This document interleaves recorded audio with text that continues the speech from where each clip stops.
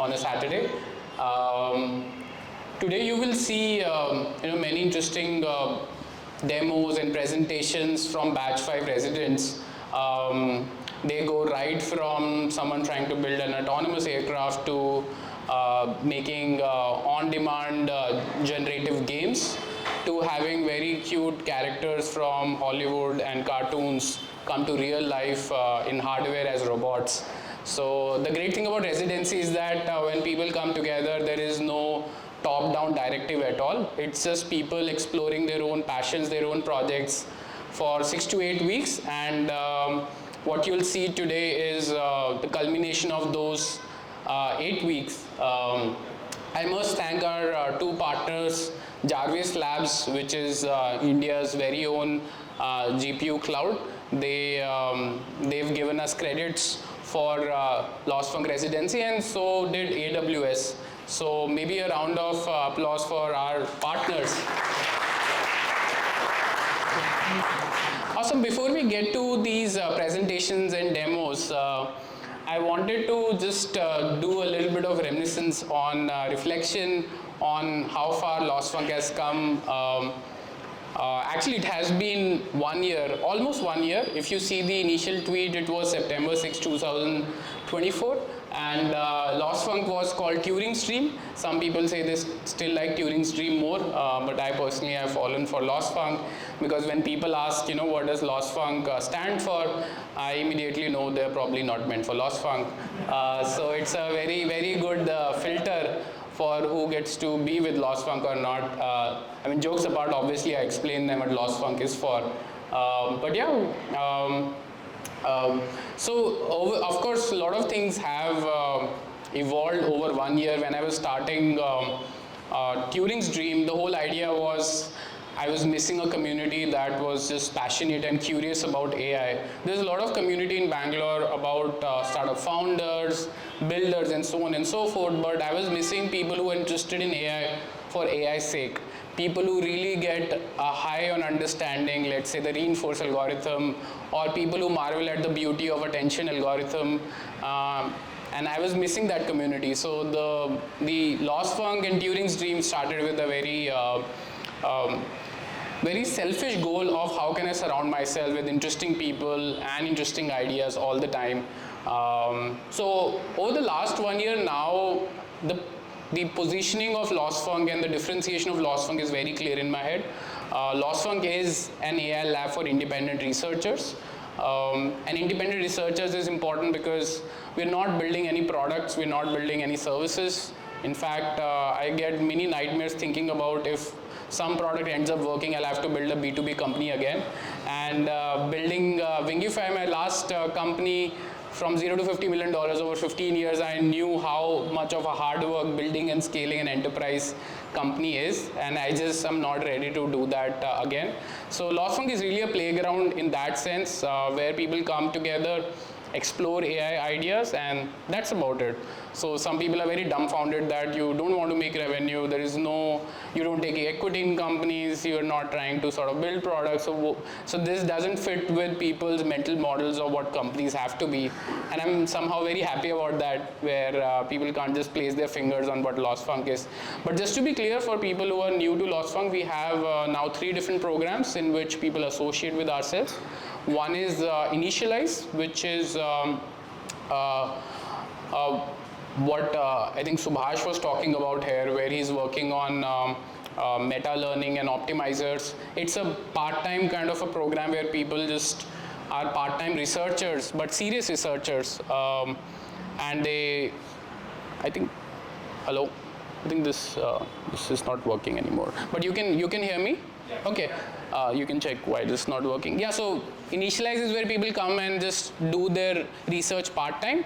Residency is where these folks who you'll see today for 6 weeks build their projects and just whatever else they're interested in. Then their research internships also. In fact, now we have around 15 different full-time research interns working on different projects. So these are all the different modes in which you can associate with Lossfunk. So over the last 1 year, our first paper has been out, and it was accepted in ACL main conference. I went to Vienna, presented it, and the great thing about this paper is that none of the authors have any, they're not PhDs, not even masters.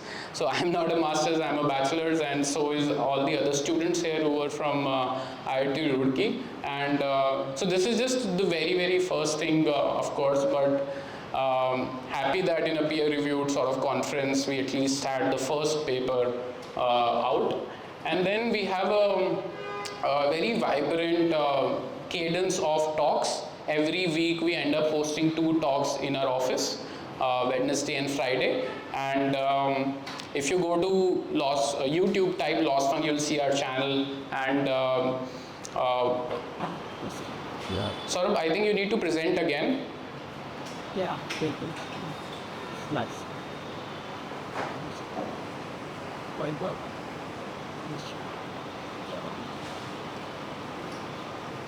So, it's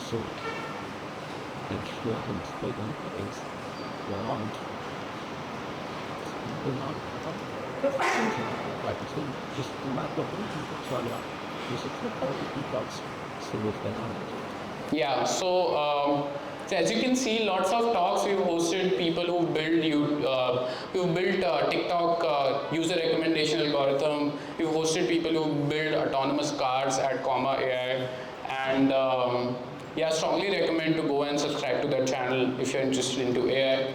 And the next slide, please. Yeah, and of course our private Slack community in which there are researchers, research interns, initialized folks, residents. It's grown to 150 people, and right now we have around 30-35 parallel projects going on. And I think that's the beauty of independent researchers, where you can have this distributed sense of lots of projects going on with really no constraint on, no top-down constraint on what gets to explored. I think that's the beauty of this distributed kind of organization as well, because everyone is just owning their own project, so there's a lot of ownership into what they end up building. So right from, if you can see, a lot of RL projects, so we have a strong RL sort of momentum, continual RL, a lot of world model projects, and of course some LLM projects, and then like Meta RL, like everything under the sun is sort of being explored. Next slide, please. Yeah, so previous one. So yeah, this is the 4th batch, 5th batch, but these were the 4 batches that happened before this. Next slide, please. I wanted to just take some time and talk about where some of the projects from previous batches landed up. Saurabh, can you do next slide? Yeah, so this is Raghu from batch 1. So I'll just show then now. Can you play the then video? So in batch 1, he, along with another resident, ended up 3D printing these robot arms and sort of trained them to pick some objects, essentially. And this was a very cute demo that we did. And so you just tell these arms what needs to be done, and it was piped through, I think, GPT for language recognition, and it would actually just, do that.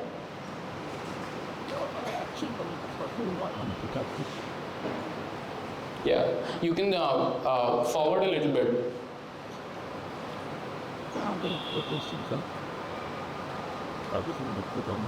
Yeah, so you see it just would recognize the candy and do it. So it was a very, very good V000.1 project. Back to slides, Saurabh. Yeah, so now you see, I mean, just maybe last week itself, Raghu announced that he's actually building a humanoid company in India to make open source humanoids. So just the leap in 1 year in ambition, that's just very, very amazing for me to see, from building robot arms to building full-blown humanoid robots in India. And it's interesting to observe that India doesn't have a lot of humanoid companies. So very happy to see Raghu take this. Yeah. And another example, and of course lots of people have done that, I've just picked a few ones. I was making slides yesterday, so didn't get a chance to be very comprehensive. Another example is Adithya Kulavi in batch 2. So he was doing some research very early on in the batch, mostly around multilingual OCRs. How do you get, let's say, Hindi or Tamil or other documents from image to text? So fast forward from batch 2 to now. Next slide, please. Yeah, so you see in approximately 8 months, he's gotten a 6-figure USD grant from Llama Foundation to work on his projects, and has gotten actually 5 papers published on some of the works he initiated at Lossfunk residency.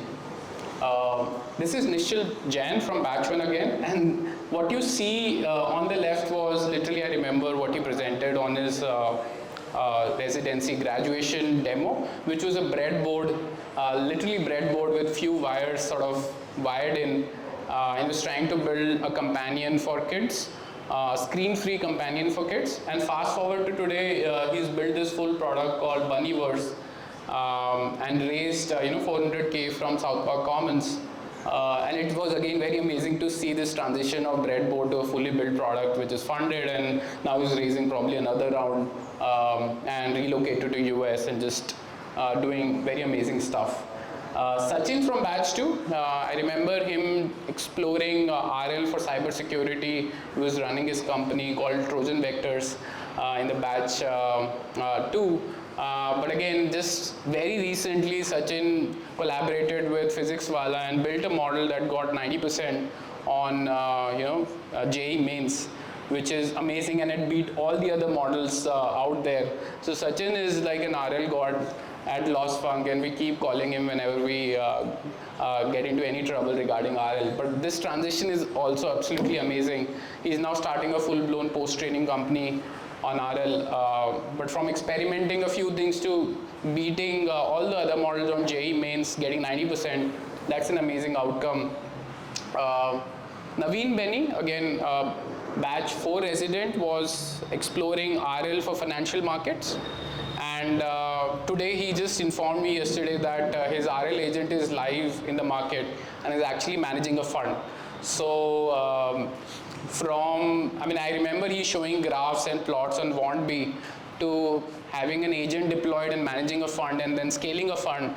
Just very proud to see these kinds of transitions. And Nindyadeep from batch 4, he presented the very first version of protein folding platform in the last batch demo. And he informed me he's quit his job, found a co-founder, and if you see on the right, he's built full-blown research scientist, AI-assisted research scientist for protein folding, and is talking to several biotech and synthetic bio companies in US to be their clients. And of course, lots of other updates. Everyone transitioned from building demos to a full-blown company, to a publication, to an open source project. So I'm reminding all of you this is because as you see today's projects, project them, let's say 1 year forward, and just imagine what those projects will be. Everything big ultimately, initially sort of feels like a toy. I remember laughing at Bitcoin in 2010, wasn't a great idea. But everything just seems very toy-like, which ultimately becomes very, very big. So just keep that in mind, not where projects are today, but where projects will be in 1 year or 10 years down the line. I do feel we are sort of laying the foundation of something very, very important here. So happy to do that. And last but not the least, we've had 2 people, in fact, more than 2 people who were residents who joined Lossfunk as researchers. So Ayush and Shikhar joined Lossfunk, and now they are sort of working on RL for making CUDA kernels, which is you input your deep learning program. It can be a model, it can be anything else. They have a system, and outcomes are highly optimized with much faster training and much faster inference. That's the system they're working on, where they're having GPUs go bar. So with that, I'll just stop my reflection, and now to the presentations. Whatever you'll see here is just 2 months of effort from batch 5 residents who you see on the screen. And with that, yeah, just happy to kickstart today's event, and thank you all for coming.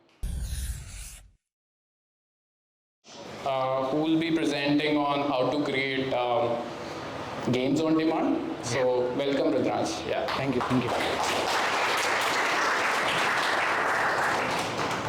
Yeah.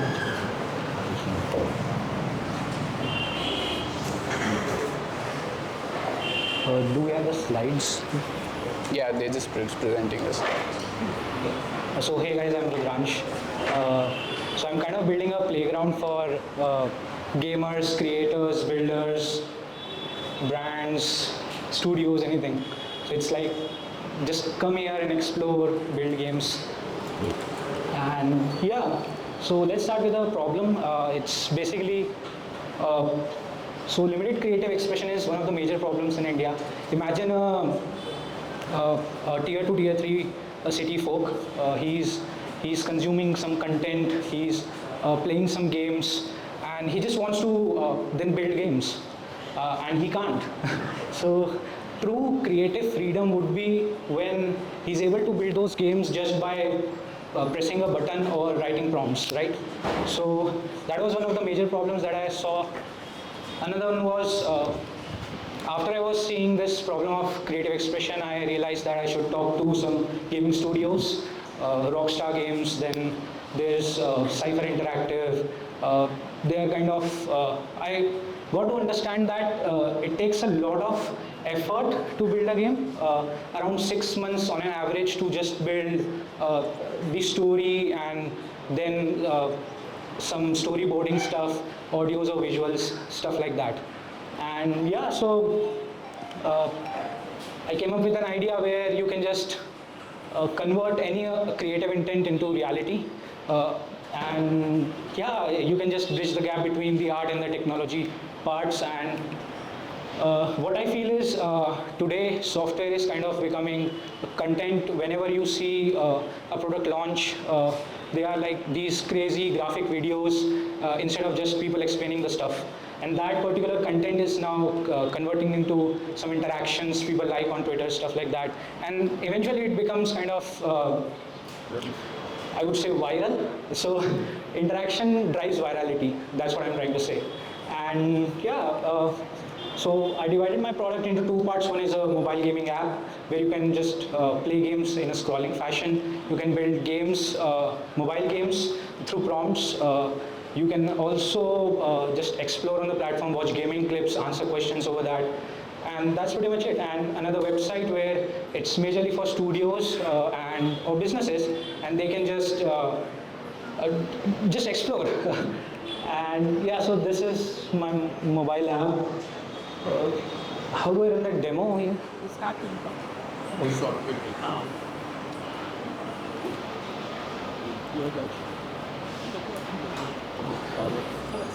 You guys can actually scan the QR and use the mobile app, and I also have one here, so you can also try. And yeah, so I created the mobile app because I understood that there is only consumption in India and participation is kind of quite less. And I also wanted to build a platform where the player as well as the creator who is coming, they both own the platform. How my product works, it's on React Native. Users can come to the platform. The backend is on Spring Boot, and I give the push notifications through OneSignal. The backend is deployed over AWS Beanstalk, but it has this HTTP URL, so I expose it to CloudFront, which gives me the HTTPS, and I can integrate that into my mobile application.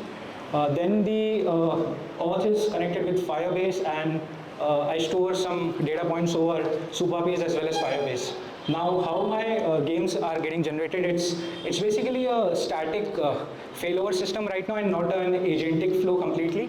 So first call goes to Gemini, then there's a fallback mechanism, it goes to Zifu AI, ZAI's GLM 415, then it goes to DeepSeek V3.1. And yeah, the future plans with the mobile app is to somehow create, like somehow use AI to autoplay the games because ultimately when people are playing games, it's a lot of effort. So I want them to just open the app and the game just starts. Like people just see stuff and the game starts playing itself. The second thing is I want Zeon's feed, which can be accessed via in-app web view over other apps. So other brands can actually see my gaming feed directly.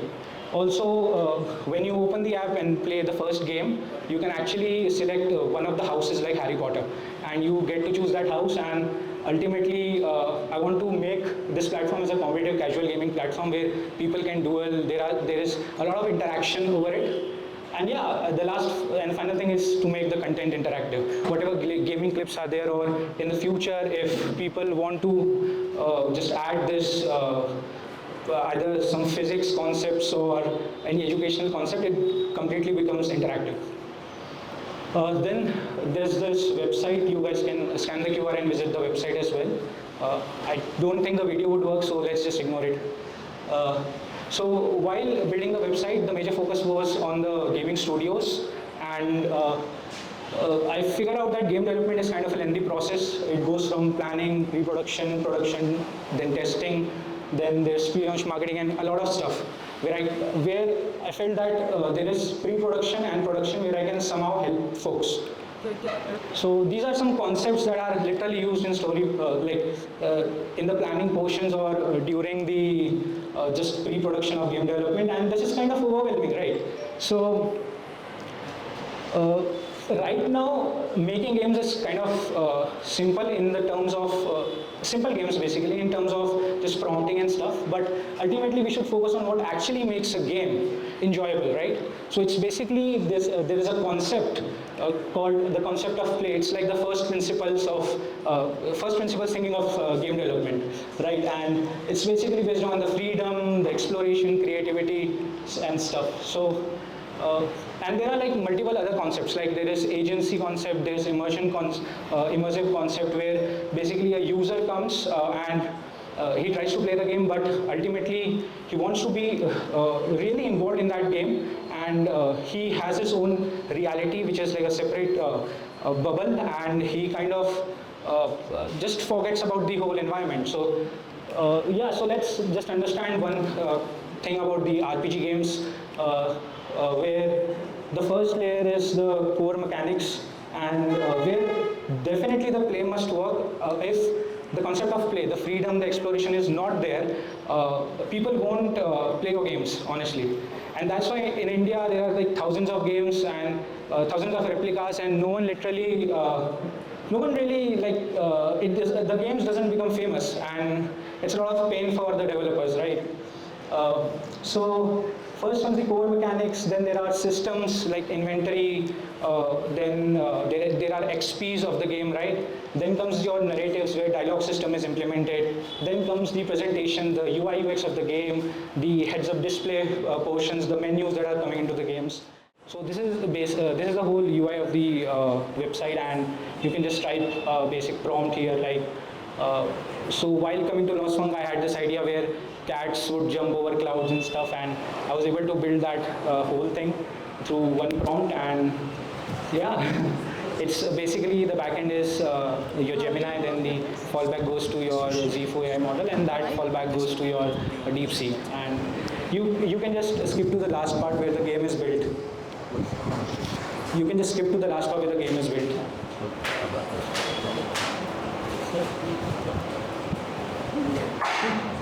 So this is just the basic start. So the point of that website is to create an environment of exploration which people miss, and due to which there are failure in like this game development cycle. Now the next video where the other individual features are there, where you can build 3D models or 2D sprites, simulate your environments and stuff.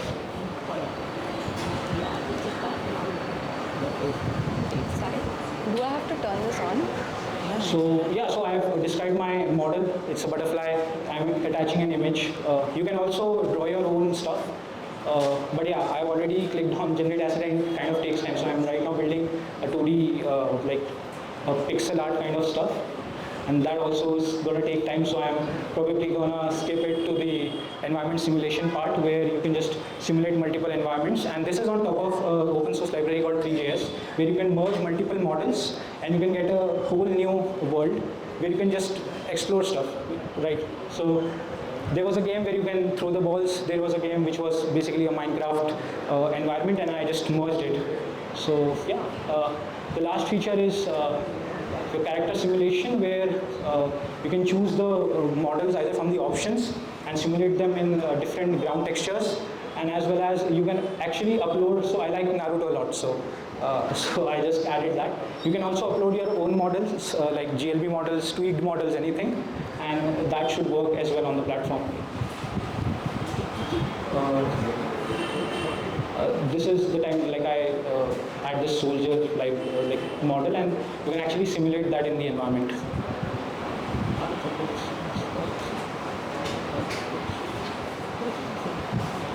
And yeah, so after that I actually come back to the 3D model generation or the pixel art generation that you'll be able to see around right now.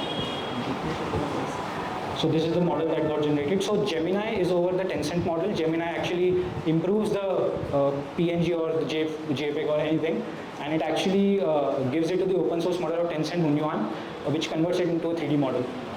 And this is the pixel art that is uploaded to Cloudinary, which is visible to literally everyone. And yeah, so there would be, I think, my one last video. That is basically my future plan. What's the time? There is one more video. The future plan with the website is first integrate all these independent features into one, and the last feature that I'm trying to build is you can actually merge multiple gaming scenes. So it's like a real-time AI storyboarding where you can actually merge multiple scenarios and then finally convert it into a small video just to like tell your ideas to the developers or the testers or anyone. And yeah, that's pretty much it. The next slide, please. I think that's pretty much it from my side. And yeah, I just want to accelerate actually the human ambition where we just build things so that we just kind of build stuff so that you can actually, you know, achieve your dreams in a faster rate. And that's what I'm trying to do with Zeon, and I'm trying to bridge the gap between the ideation and the implementation. And yeah, that's pretty much it from my side. Thank you so much. Who's imagining the future of medicine, starting with AI for radiology. Yeah. So what are your plans? Welcome. Over to you, Chitra. Where do you see taking this? Hi, thanks, Paras. Okay, so I'm in. Good morning. How's the energy? I'm in touch with some studios. Okay. And for companies that I have Both my parents are researchers. I've grown up So looking at them publish papers, but where did the geek tech make money? It didn't. So I want to make money out of it. And so I opened a company in this residency called Medsee. And my personal challenge in the 6 weeks was to make a POC for Medsee. I am trying to simplify radiology one workflow at a time. So I'll start with my personal story. 2016, I programmer, desk job. I started with back pain. I would go to I would go to a doctor and they would give me pain meds. But finally, the doctor asked me to go get a scan. So you just come here. I have an MRI scan from some time. This is the kind of scan I have. It opens up. It's all stuck and all of that. And I also got a CD and a piece of paper. Okay. These are So what about it? graphs. This. I was asked to go get a MRI scan from my back. The doctor followed the protocol and hello. The doctor followed the protocol. And What's up? you can also The doctor followed the protocol and gave me an MRI report, which actually turned out that I have an issue in my spinal disc. This is like a dark disc compared to other white discs, the oval color things, which means my disc had ruptured and that's why I have pain, and my body has to have good core muscle to sort of survive the rest of my life without pain. But there was an incidental finding. So the doctor, my radiologist, was kind enough to actually tell me that, oh, do you know there is a huge cyst in your ovary? Maybe that's also causing back pain. There were like a couple of emails and all of that. I'm like, how do I trust you? Next slide. So yeah, I followed up with the doctor, who essentially on the side tried to give me images of the evidence of, okay, there is a huge cyst in my ovary, which was actually very dangerous. I went to a gynecologist who sort of did ultrasound, and we had to monitor it. What about this? The doctor actually spent about 30 minutes looking at my MRI spine and reported about my spine. Okay, this disc is bad. But he actually spent another hour of extra time telling me about some incidental things because he or she was kind enough. They are overburdened. So let me tell you about some statistics about India. There are about just 25,000 active radiologists for about 1.3 billion people. I have Dr. Kashif here from St. John's Hospital. One of them got a lot of insights from him, which means there is one radiologist for about 1 lakh of people. 1 lakh, which also means that a lot of radiologists are in urban centers, Bangalore, Delhi, Bombay. So there are a lot less radiologists for maybe people in villages. What's the load like? So with this amount of people falling sick and all that, you approximately have to do 100 reports every day, which means if one report takes about 15 to 30 minutes, 30 minutes into 100 reports, which means a doctor has to do 50 hours of work every day. Is that possible? They're so burnt out. So, where is the time for findings, let alone incidental findings, right? What am I trying to do is trying to solve a problem. How can I help doctors? How can I give back? Because I was solved. I mean, I had back pain and now I'm sort of better. What did I do before Lossfunk? I actually went to hospitals. One of them was St. John's. Shadowed a lot of radiologists, looked at how their work looks like, what are they looking for in images, what else are they doing, what are the files they're opening. They have to open like random Word documents to start typing. Your Microsoft Word doesn't even support medical words for autocorrect, and each word is so complicated and big. So I did a lot of primary research. I went to conferences. I got some initial validation by building some small tools for the open source community, and I got some feedback from open source medical imaging community that they want it all integrated. And I also got early interest from a couple of big hospitals, Cancer Hospital, and some good tech adopting diagnostic centers who want custom solutions. So clearly there is a problem if they want custom solutions.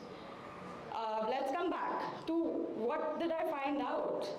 In the 30 minutes of reporting, only 5 minutes is actually tough clinical reporting, which I guess I'll let the doctors do. But 25 minutes is easy things. Doing measurement of organs, to typing, to a lot of workflows and all of that. That AI can do, right? For AGI, there's time for like the tough diagnosis, but I'll do the simple things. What did I do at Lossfunk then? While I came to Lossfunk, I also continued speaking to a lot of people, opened a company, hired or got a lot of help from a lot of friends, collaborated, mini projects. It's a great, great community. Now let me show you some tech. So how do doctors diagnose today? They look at symptoms, your past history, and maybe they would ask you to get some tests done, blood tests, imaging, all of that. So I'm going deeper into imaging for now. So what can AI do today? Like, what do data scientists look at to do with AI? They want to jump into diagnosis. They are like, okay, I've built cancer models, prostate cancer models in the past at GE Healthcare. Even I tried doing that. I fed AI or neural networks some data, some labels, and I asked it to, okay, detect cancer for me. But healthcare is a life and death situation. Can you really trust AI? It's a black box, right? So how can I make it more explainable so that you can trust AI? I nerded out a little. I'm like, how do doctors communicate with each other? Turns out, anatomy. Each and every part of your human body is labeled to the T. Each of your nerves, nerve endings, all of that, right? And they remember all of that. Oh my God. So there are a lot of medical dictionaries starting as small as 10 MB to 10 GB, which sort of encapsulate this text data, as well as your imaging, right? Your imaging is essentially anatomy, organs, subanatomy, suborgans, subparts.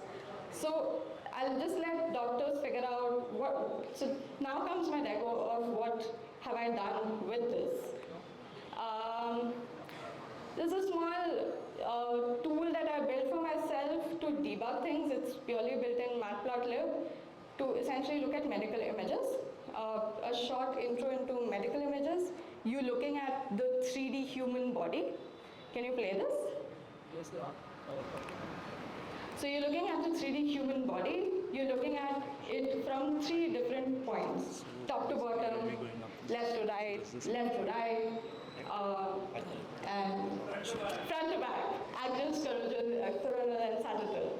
So you're looking at like liver, lungs, spine, all of that, right? I think you're more fluent in axial coronal now than Yeah, so I just built that as a debugging tool because with just Matplotlib, no researcher was like, they were just plotting one image at a time. They were not able to scroll through images or look at 3D images at one point for all three of them simultaneously.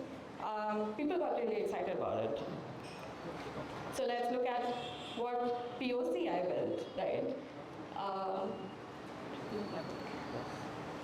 Do you guys want the demo or do you guys want the recorded video? Paris? I think recorded is better. Recorded is better, okay.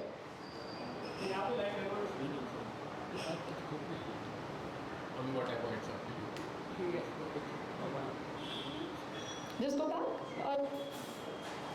Okay. Right, so what's happening here is you have a report on the left and you are looking at images side by side on the right. This is how a regular radiology workflow looks like. You're looking at the images, you're taking some notes, and you're finally writing down into your report. What is a report? A report is essentially, there are lines which contain normal findings of a normal human being, which need not change if there is nothing to be reported. But when you're looking at images, you sort of go and look at certain interesting things. For example, my disc there, right? It's sort of herniated or gone bad. So the doctor has to sort of maybe give measurements of, okay, this size is this small or this big, or it's now flattened, and so this is the size of it. They want to sort of, can you go back? They want to sort of go back and yeah, like they get the height there, and like it sort of goes back to into your report. Why this is interesting is today there is no way for you to like quickly do this. Doctors essentially go to a tool and then like put 2 points, find where your note it down and write it into your report, like, like 1 or 2 minutes. This is like 5 seconds. So that's one example. There are a couple of things in this platform going on. You can dictate to it, and it contextually actually goes and writes it down into your report. And then when things are done, when the doctors actually get the report, all of these things, can you pause here? C2, C3. What is C2, C3? It's a spinal disc. You can actually click on this, and you're essentially taken to that exact place where the problem is, right? So when you're going to give reports, I'm not going to give this to my doctor, right? I would just give this link. They can look at my text report, as well have evidence of what images or where did that actual abnormality came from. So these are smart reports for you. Let's carry on.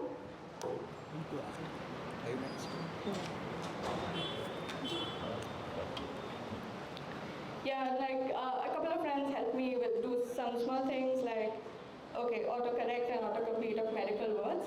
Somehow it's not supported by browsers. It's so weird. They are the hardest words to write. Can you move on? Early this year, I had a very weird vertigo, because of which I sort of was almost bedridden or on wheelchair for 5 months. So again came scans, right? And my motivation to build this even more. Go on. And in a decade, can you go on? Oh, man.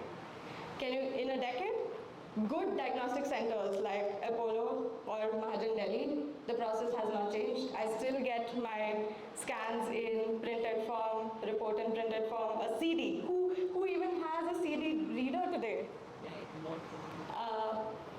Yeah, nothing changed. So about my story here, it took a village. Talked to a lot of hospitals, a lot of devs sort of helped me in the last 1 week. I incorporated Medsee. It's a thing. How do you incorporate a private limited, right? It was fun.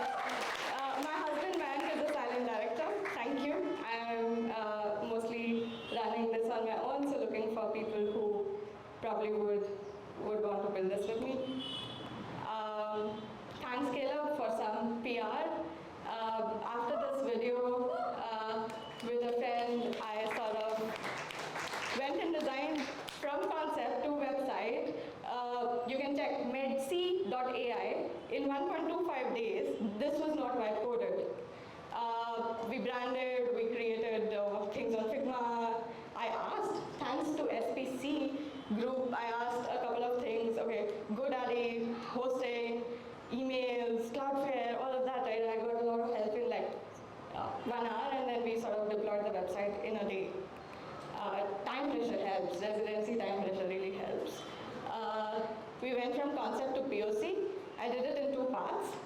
This last 1 week, and then 2-3 weeks ago I did half of it. It's now hosted on GCP. So I have 50 days remaining for the free trial. GitHub Enterprise, because we use GHA, 19 days left. Mocks with our Figma, we made a POC, backend, all of that, and there are a couple of friends. There are a couple of friends here who I would love to call here who helped me out. But yeah, so how do I continue to take this forward? I would love for you guys to spread the word.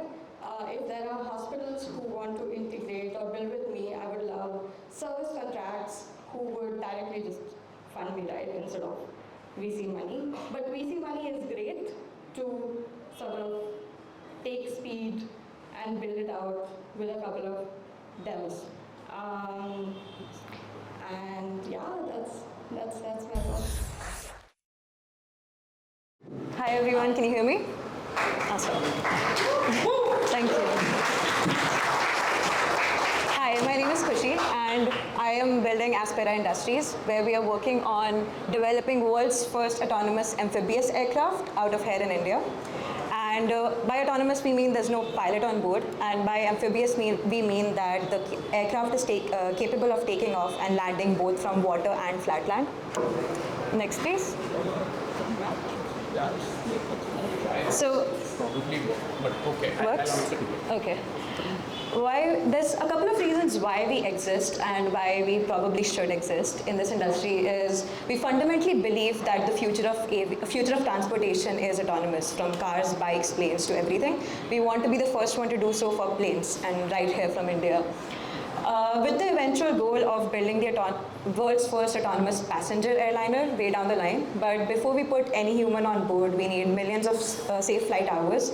So we're starting with cargo, first middle, like freighter deliveries from point A to point B, and targeting middle mile, so warehouse to warehouse and port A to port B sort of deliveries, because it's also a seaplane. And to give you a perspective on the pilot situation right now in the industry, Blue Dart Aviation, for example, which has 7 aircraft in their fleet, they operate 11 pilots per aircraft.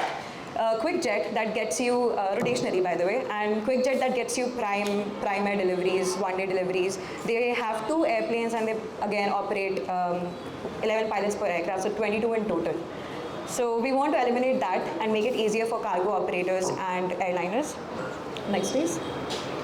To do so, we are working on a proof of concept. Over here, before going ahead and making our first behemoth aircraft, we wanted to prove that autonomy can work in airplanes. So we are buying an existing aircraft and retrofitting it with autonomous controls to prove that we can fly a 30 feet wingspan aircraft without any human on board. We're working on this right now. It's an Indian design built aircraft right here in Bangalore. Next please. So before I get into this, I wanted to give you a quick picture on how aircraft autonomy works, like how aircraft control surfaces work. I realized that every big achievement in aviation starts with how we change our thinking about control systems. So to understand this, these are the 3 primary control surfaces in an aircraft without which an aircraft would not fly. So you have your pitch, roll, and yaw. Pitch is the upward and downward movement. The roll is your left and right banking, and the yaw is your side-to-side movement. So these are the 3 surfaces that we need to control to make this aircraft fly manually, autonomously, whatever. Next please. A lot of people ask me what does autonomy mean in an aircraft, because autopilot systems already exist. So what's the critical difference between these two? To get you to there, I wanted to understand how manual flying works. So this is sort of the architecture of our current aircraft that we've purchased. It's a completely mechanical push-pull cable-based aircraft. And what you have over here, that all the 3 control surfaces, the pitch, roll, and yaw, are connected using wires and rods. So when a pilot flies this aircraft, they're completely controlling the primary control surfaces using the yoke stick and the rudder pedals. So it's a very cognitive intensive and a very physically intensive aircraft, depends on the kind of aircraft that you're using. Next one. The more recent and the more common one is now fly-by-wire. You can replicate this in drive-by-wire with cars as well. So over here, whatever input you give to an aircraft, it turns into electronic signals, and the aircraft basically learns to stabilize itself. There's not a lot of cognitive input involved, so it's easier to fly. This is where we are headed to right now. Third one. So finally, what's the difference between autopilot and autonomous? For autopilot, you just need to give flight paths and the aircraft flies by itself, but you still require human supervision to fly because it can't take care of unexpected scenarios. But for autonomous, you leave everything to the autonomous system and there's no human intervention whatsoever. Next up. To quickly go through this is our retrofit mechanism, what we've designed so far. And it's a motor and actuation based design that will be implemented in our control surfaces inside the cockpit. And this controls, like a robotic arm, how the aircraft flies instead of the pilot inside it. And we're preparing for our first flight test, which is end of this month. It's manual flight right now. We are not retrofitting anything at the moment. We have sensors on the external body of the aircraft, and we have a flight computer inside it logging the data, because we first have to understand how this aircraft flies. Once we have all that data, we can start building the retrofit mechanism and implementing it. Parallelly, we are designing our first aircraft, which is going to be a 1-ton aircraft from scratch. We are working on the wing design at the moment, moving towards tail soon. modeling the aircraft is probably the easiest part. It's getting the numbers right that we are working on. It takes a lot of time to get these numbers right. Next, please. Oh, can I go back, actually? This aircraft is going to be called Apsara, by the way, which is called the goddess of wind. That's where our logo is inspired from. And yeah. We are doing comparative analysis on 3 designs of these aircraft. So the top one is a hull-based design, which is essentially like a boat. It's very inefficient, probably something we are not going towards. The bottom one is this standard design that's being used everywhere at the moment with fixed landing gear and floaters on the bottom. And then the right one is with a new concept, which is called hydrofoil. You can see the vertical wings below the fuselage. And that is a new boat concept, but that takes a lot of R&D time, so we're still considering if we want to go there or not. My primary markets would be Southeast Asia, Middle East, and the Indian Peninsula. This is what we've been focusing on. Maldives, for example, is the capital of seaplanes in the world. We went to Sri Lanka for a couple of days and had a really productive visit. We are getting closer to permits and flying there, doing our first flight test. They've given us a pilot study where we have to transfer perishables from point A to point B. Perishables as in vegetables, spices, and coffee for them. So this is our team. We are a 5-people team right now, mixture of people. 3 out of them are pilots, which was coincidental. Next, please. So learnings and help, we've already raised our round, so I'm not looking for money at the moment, but happy to chat about next round if someone's interested. On the learnings end, I just realized how aviation has been a certainly old industry at this point, but I'm still baffled by how it seems like magic still. It makes me really amazed seeing how these aircrafts, hundreds of these aircrafts are flying above our heads at the moment and all made by humans, no smarter than you and me. So one big learning I had was just to ask. I was very iffy about my engineers joining me in fundraising and like getting permits and stuff, but asking people and telling them very honestly what your vision is really helped. So just ask. And on the help perspective, if anyone of you have any comments on how to create a good engineering pipeline, specifically for people with aero modeling background, flight controls, or mechanical, that would be very helpful. That's something I'm struggling with at the moment. Thank you.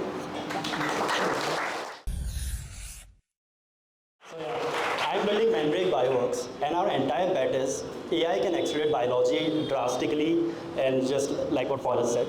So the only reason I didn't build this company earlier is because I chose computer science instead of biology in class 11, which is why I didn't know about one simple thing that I think every one of us here should know about. So fun fact, every single one of us is code, literally. And it's not 0 and 1s, it's ATCG, which is encoded in our DNA, okay? And the way this works is extremely beautiful. So every human being is basically 3 billion lines of these letters, ATCG, which makes every single one of us.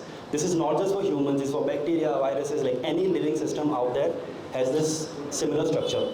And we have one more pair which gives it a beautiful structure that's basically fail-safe. If something happens to one strand, the other strand helps build up the next one.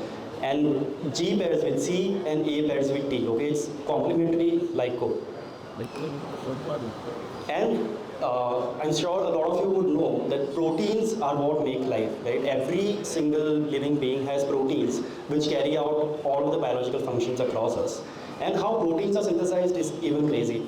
So every DNA is converted into RNA, similar to how the DNA strands are paired. A is paired with T, so T is paired with A. So it's basically complementary, just like from a hard disk moving information to the RAM. And then it gets converted to proteins in the ribosome, where there's literally a tRNA which reads 3 nucleotides at one point, and if it reads 3, each one is mapped to one protein, one amino acid. And there are only 20 amino acids across entire biology, and they make up each and every protein. What's crazy is this, that there's literally a start codon and a stop codon. So when the ribosome sees GUA, it starts printing an amino acid. And when it sees like all of those stop codes, UAA for example, it knows stop, protein is done. So that's literally how we all function. Like protein is printed out of, ribosomes, and that makes life. So if DNA is code, then gene editing is basically programming, right? You're editing the DNA to make whatever proteins you want to make out of it. And this is not science fiction, guys, this is real. This was discovered in 2012 when a nucleus called Cas9, it literally scans the DNA to see if there's a pairing match. And once it finds a match, it snips the DNA.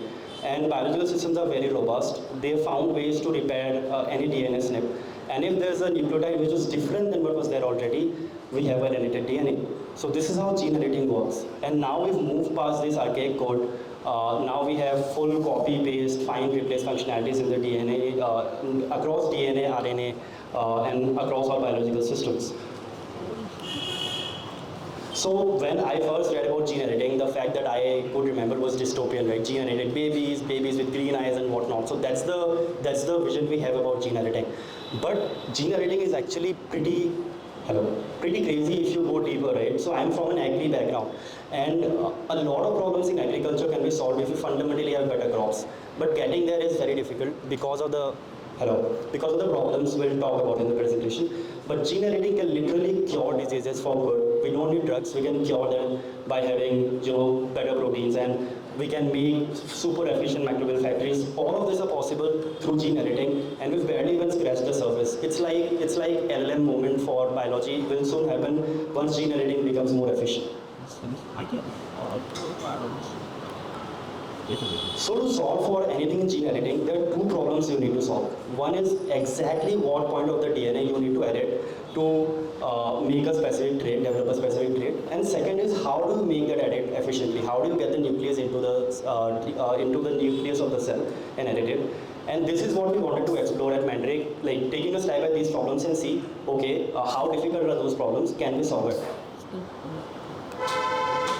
So we were working with one PhD student who's currently working on salt tolerance for rice. So I went for a hands-on gene editing course in Tamil Nadu. We edited the gene in rice in just 10 days. It's super easy, guys. Like I think anybody can edit the DNA. Like I was amazed how easy it is. But it's not scaled up for some, of course, ethical reasons, and like it's really difficult to get the right edit. That's the key problem. And our entire thesis was, can we predict the gene that he needs to edit way better than what he took? So he's been working on it for over 5 years now, and he's finally experimentally validated the gene that he should be working with. To our surprise, the gene that we predicted was the third in the model that we predicted, right? So we'll get to it. So this Balaji, he was the instructor for the gene editing course, and he is building salt tolerance rice, right? So our entire thesis was, his research was not in the public domain. If we can predict the gene before the research paper goes out, that's it, right? That's what will build confidence in this idea. And first step was just, of course, using deep research, giving great prompts to Claude, ChatGPT to see what genes that do they come up with. So the gene that he found was the most effective is not even in the top 10 in this list. There are various reasons for this. They don't have access to papers behind paywall, they only have access to abstracts, and they're not fine-tuned specifically for planned data sets, right? But they've got great analysis, it's just that the genes were not there. So like, okay, reasoning models do a great job, but can we help them do the job better? And this is after, so we use the technique which you talk about, that popped the gene that they published in the third spot, right? And this is super crazy, like imagine, of course, one caveat here is salt tolerance is very well researched. So there's a lot of data, you can build efficient knowledge graphs, but once you have that information, you can like literally synthesize the information very effectively, right? So you can actually reduce the time to research for biology, which is one of the key bottlenecks in biology in general. For this problem, typically knowledge graphs are used. So this is the knowledge graph used by this company called Benevolent AI. What they did was using this, they discovered an existing drug which could be a very potential target for COVID-19. So, but making knowledge graphs is hard. Like it takes a lot of resources. You need a lot of manpower to do this. Our entire thesis was, can we build this more efficiently using LLMs? So we use two kind of data sources. One is, of course, unstructured data sources, research papers, articles, all of those full text PDFs, and built an unstructured knowledge graph which had basically 35,000 nodes and 65,000 relationships, and then a structured data knowledge graph. So there are these databases in biology, NCBI, UniProt, which basically house data sets for all biological, basically for across everything, humans, plants, and so on. So there is a lot of public data sets available. So we built a knowledge graph for that, specific to salt tolerance and rice, which had like 600,000 nodes and 5.5 million relationships. Next was, what do you do out of it, right? Typically, people visualize it and then analyze it. Our plan was, can we just feed this efficiently into an AI system somehow and get just the target information that we need? So what we did was, we ran the query we built a Cypher querying agent which had a few tool calls. So it would query a knowledge graph. It could first generate queries, what should it query in the knowledge graph, generate then extract a subgraph from those knowledge graphs which are most relevant to the query, convert it to natural language and feed it to any model, right? And we did this, and then we fed it to Claude Code. Has this crazy ultra-thin feature, which actually is pretty good. You guys should try it. So it uses all of its reasoning, context line, and synthesizes information on top of it. So we extracted a subgraph, fed it to it, and got results. So that was the result that I showed you back then. You can also scan the QR code. So this has access to the full report. You can check out the knowledge graph and see how basically the report helped predict those genes.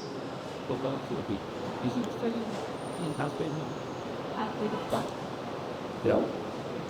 So this has got us more confident. Okay, we can do this. Why don't we do this with even more tough problem? So this is one professor. I've been trying to reach out to him since a long time, but he is also very busy, and of course he gets ton of emails. How do you actually reach out to him? So my pitch to him was simple.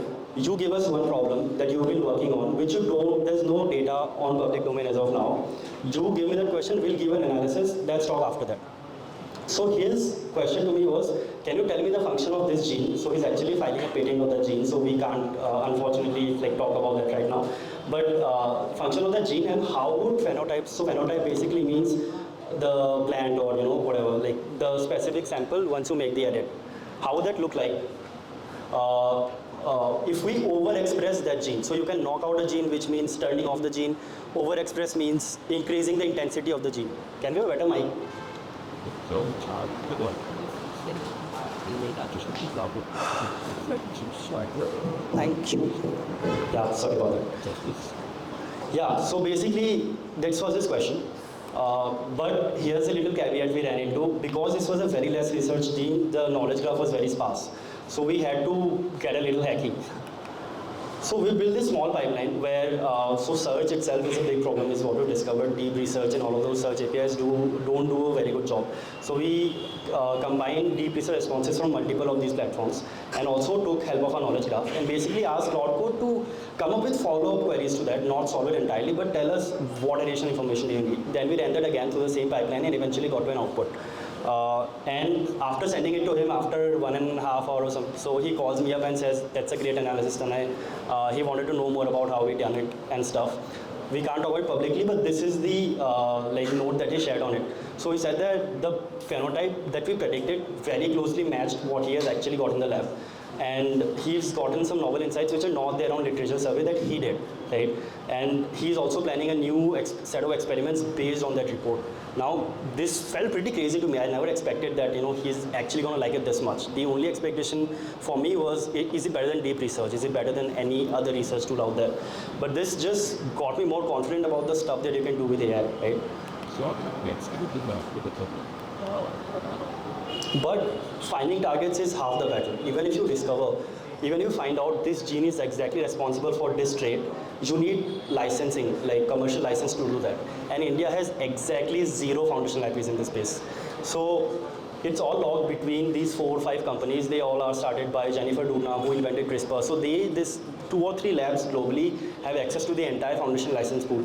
If you want to license it for any commercial use case, for example, launching a crop which is better, or curing a cancer, curing sickle cell disease, whatever, you need licenses from them. And this is how much they cost. They cost $100 million, $50 million on upfront fees, just so that you can license it to solve diseases, right? So it's totally blocked. So you need a way to bypass this. And which is when there's a lot of literature out there. Now we're at a golden age of protein design. Like Anindya from last batch is also building for it. I know a couple of more friends who are building for it. Basically, designing proteins has never been this easier. We, just like large language models learn the grammar of language models, these models learn the grammar of nature. And OpenAI recently published a paper where they fine-tuned a GPT model as well to learn this grammar of nature, right? So basically, you can now have totally different proteins to surpass this patent landscape through AI, and then you can validate it on the lab. But you need to know exactly what you're looking for. You need the domain expertise to know what to search for, how to design that to be better. So now, in collaboration with two scientists, we are now designing one of the world's most compact gene editors. So imagine gene editing similar to a rocket launch, but instead of sending the rocket to space, you're sending a gene editing nucleus to the nucleus, right? So it needs to be as efficient as possible. You need the cargo to be very efficient, and if it's very small, you can just send it more efficiently, right? So if you have a smaller nucleus, which is outside of these licensing boundaries, then you can potentially solve a lot of these diseases in a way more cheaper way than anybody else can. And in India, building in biotech, if you do it right, like the entire wet lab cost is the cheapest globally, right? So basically you can build stuff for a fraction of the cost now. Like theoretically it's doable, and like based on our research as well, it is absolutely, like, we've not found any reason why it can't be done as of now. So we're working with these two scientists. Dr. Kudu, after receiving the report, he just got very happy and wants to work with us. So he is the inventor of this other editing technique aside from CRISPR called TNPB editing for agriculture. So he's the only lab, his lab is the only lab in India who has done it. And Dr. Debajyoti has also patented an ENF and Cas9. So this is basically an engineered version of Cas9, through which you can skip the Cas9 patent, but you still need CRISPR licensing. So to skip that as well, you need some technique which is totally different than CRISPR as well, right? So we were looking at how do you do this. Now we are working with them to decide which is a nucleus we can take a bet on, which you can you take a bet on the platform so that it solves a lot of those challenges going ahead as well. Not just becoming as par with SOTA right now, but how do you innovate at the frontier, right? So that's one thing we're evaluating both of them, and picking the nucleus, which one to choose. But there's so many small nucleuses which have come up, which are actually great at this. We need to, of course, tweak them to be better at specific use cases, which we are going to do. How you do this is, there's a lot of public metagenomic data out there. Now anybody can do this, like, right, you need domain expertise. So this all is public, but these are dark data sets. So these are just DNA sequences lying out there. We don't know exactly what it does. So to make sense out of it, you need to understand, okay, this is the domain that you're looking for. Then there's search algorithms that you can run. You can mine those domains, and then you can annotate them. You can say, okay, this is what this region does, this is what that region does. Now there are a lot of bioinformatics tools that are already out there, and you can build them. But yeah, I mean, that can also be chained together to do this more efficiently. So that's what we're going to do. And then you can, like, a lot of these public source models, they're not very good at this, but you can fine tune them and, apply RL to make them better at just in your data set so that they're able to solve your use case better. So using that, we're going to predict those novel proteins and we're going to validate in wet lab. So for agriculture, Dr. Kudu can validate. For human systems, Dr. Devushil can validate. So that's what we're looking at. So key learnings over the last 8 weeks would be these things. One is we can literally finally, reduce trial and error in biology that everybody has been talking about since so long. And I think this is a golden age of building in deep science in India. So if any one of you is literally thinking of building something that sounds too sci-fi, the best time to do it is now. Like in India, we finally have momentum of investing in these startups, and you can literally do this more efficiently, right? So this was not possible just a year ago, I'd say. And search is a massive problem. So anybody who's building on search, say document search across financial domains, biological domains, so that will solve so many use cases. You just double down on it and can solve that. Third is, okay, shout out to Cloud Code. A lot of things that I did in 8 weeks was only possible because of Cloud Code. And it's just not for vibe coding, you can do data analysis. Some context, the unstructured data that I downloaded was 150 GBs, and I had literally no clue how to sift through all of it. But working with Cloud Code helped us reduce that down in just a matter of 2-3 days, so that's crazy. This is a small engine that we built. So finding search, as I said, finding papers itself is also very difficult. So we built a small engine. It is connected to these APIs, as you can see at the back end. And it basically, when you put in a query, it keeps looping until it finds a good subset of research papers that you can use. So basically, it finds a good subset of research papers that you can use for your analysis. And we also are offering this for free to scientists as well now. You can just register, use it. So Balaji uses it a lot. He also thanked me that it helped me personally for my use. What got us down the rabbit hole of LLMs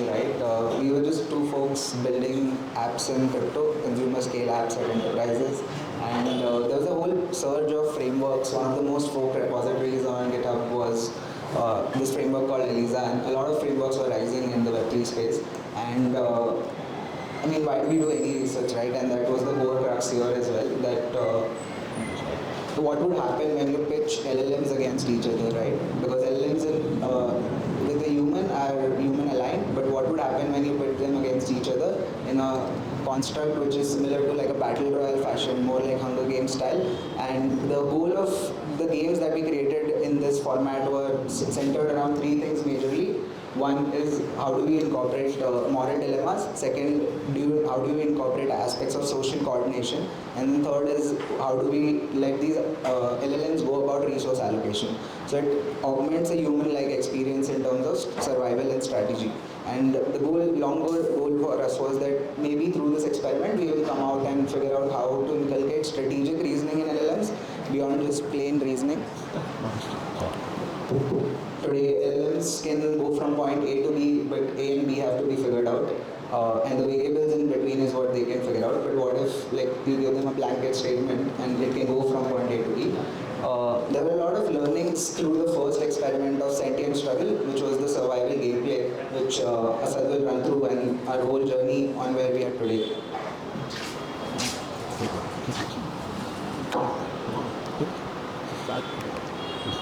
Great. So I think the rabbit hole started with just coming up with a framework where we can do various kind of puzzle reasoning simulations across all the LLM frameworks, because back, I think 3-4 months back, I think a lot of LLMs was just keep on popping up, like Claude was performing well, then GPT was performing well. So we came up with a state machine based framework for modeling, puzzle reasoning and text-based games, which are modeled around having a world engine which communicates with an agent server. Agent server is nothing but a proxy layer which helps LLMs communicate in a desired response and understand the game state. So for example, if you are playing a game of elimination where you have 7 agents which have to coordinate among each other and come with a common person or agent to eliminate. So this requires a sort of personal charge, this requires sort of what has been the conversation between agents, who is plotting against whom, what is the trend looking like. So all this was taken care of by the agent framework, agent server, which communicates the game state, come up with the right prompt structure, give it to all the variety of LLMs and take the response back, filter it according to the game state modification. The learnings were, we started out with,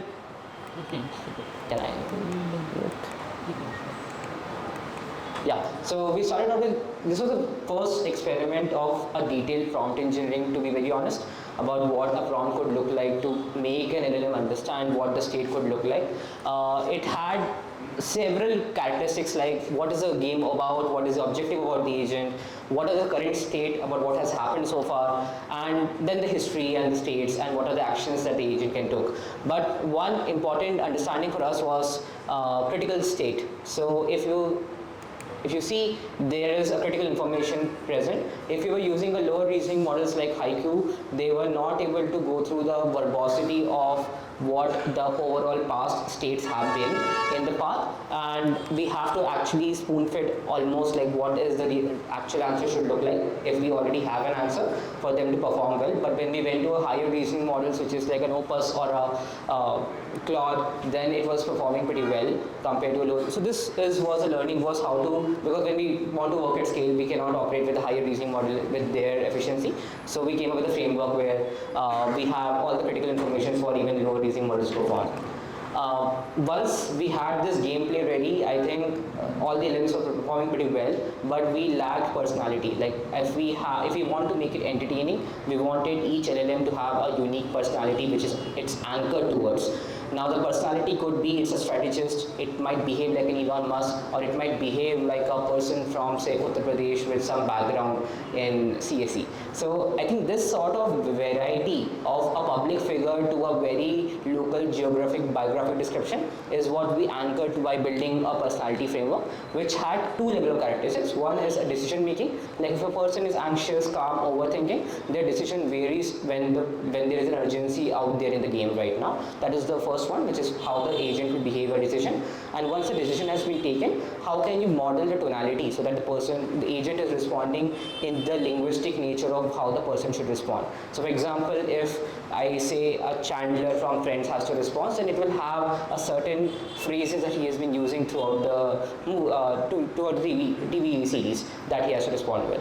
So we started building over LangGraph, but LangGraph at runtime was pretty slow, so we automatically modeled it into our own graph node framework, which relied on basically extracting the personalities. I'll talk about the personalities here, where the personalities are basically something called an preamble and a post-amble.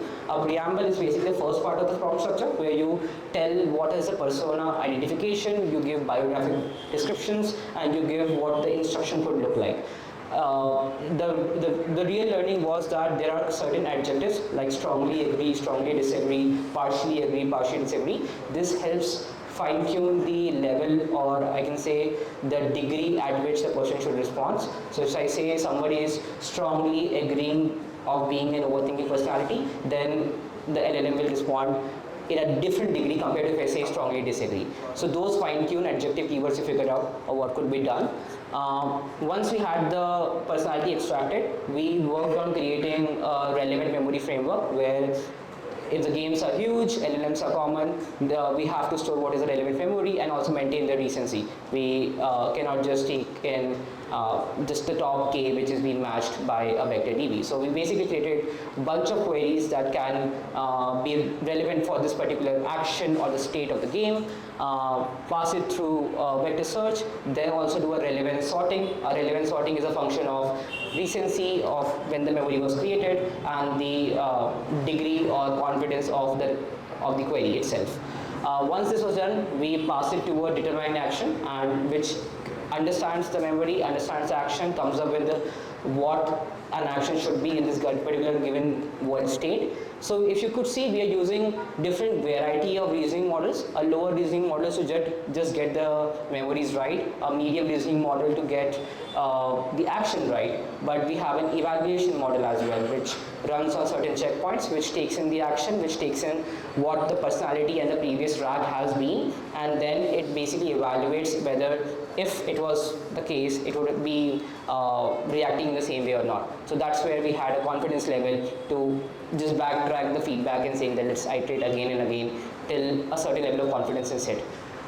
This we could have made further in terms of fine-tuning, but we were able to get decent level of output basis this. So we ran two sort of, I'm not sure if it's visible, but Deep will be showing the demo here. But we were able to model, I'm not sure if you've heard about ERA or similar frameworks popping up right now, which basically models different Indian personalities, which could be a English-speaking boy or English-speaking girl, or a Gujarati and English-speaking cook. So we were able to create those one-on-one chatbots which were having that linguistic nature, and even with high degree of prompt or jailbreaking, they were not breaking their personality and they were anchoring to how they should be responding. And this was pretty well. We run these experiments with normal people, which like my mom and my family members and the friends who don't really know much about the LLM, and they were just chatting and they were able to resonate really well about how it's like a real human chatting in defined tags. Once we had this, I think personality was sorted, game was sorted, but our original vision was like multi-agent coordination and like if I have to play like a Squid Games or Hunger Games with 7 agents, what it would look like, because 7 agents performing on themselves is fun to watch, but the initial feedback was like, I also want to do something. I want to give a random state out in the message and see how the agents end up responding. So this was a major lift that we have to do. It's almost, we did multiple iteration and fine tuning to come up with agent decision services. The older graph that I just showed is just a small purple box called core personality layer, which is anchoring it. But given a state, we created an agent state machine, which basically has 3 sort of frameworks, which is energy, like a human conversing in a multiple chats. You are interacting with multiple people. You don't talk to everyone with the same enthusiasm and same energy. You have a decaying curve depending upon how the interest has been with the chat and how you are motivated or what are your objectives with the person person as well. So this is where we created an energy distribution framework where an agent, when it's interacting with multiple humans altogether or multiple other bots also, they have associated a relationship of energy with them. So they have a finite energy every time and they redistribute it every time they start conversing with them. It also has interest analysis, which basically analyze whether the chat that is ongoing is matching the interest or the core personality of the bot itself. So the bots have the decision to stop responding. They will not respond if the message has not been interesting. If somebody has abused the bot, they will not reply until the person has actually apologized multiple times and increase the energy state. So just like how a human would react, we started modeling all of them one by one into multiple services, and we came up with 3 layers, which is energy redistribution, message interest, and tags. Tags was pretty interesting to see, because if I say I like football and I'm really looking out for a match that is coming next week, so that this tag will be stored in the system, and every few periodic intervals it will do a perplexity search, find what is the relevant current information about it, and auto trigger the chart saying that, oh, the game just happened and did you see the result, so that it is having that illusion of bots are not replying, but bots are initiating as well. So that's sort of what we created with the multi-agent coordination. And to make it real, I think all of them were just bunch of services running, but I have to make it more useful for people. So we merged all the things we have done so far into 2 simple layers, which is one, a group chat framework. You create a group chat with multiple people and you just start a conversation. Even if you're not available, they will be having conversation among each other. The conversation will eventually die down. They will ensure that to loop you in as well, to just make you part of the virtual family. And with that virtual family, you can play multiple games like Mafia, different social games as well, where just like how you play any game, you can just initiate a game and they will be conversing among each other. So that's what we created as an end product, which Deep will be just demoing right now.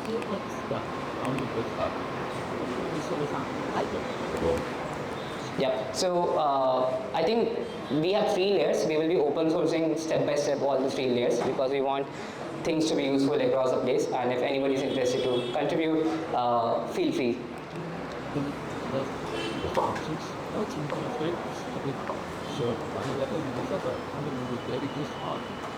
Okay, so just to add more here, right, why are we open sourcing this? So when we created the personality-based framework, okay guys, I'm behind here, let's just listen. There's no omnipresent AI yet.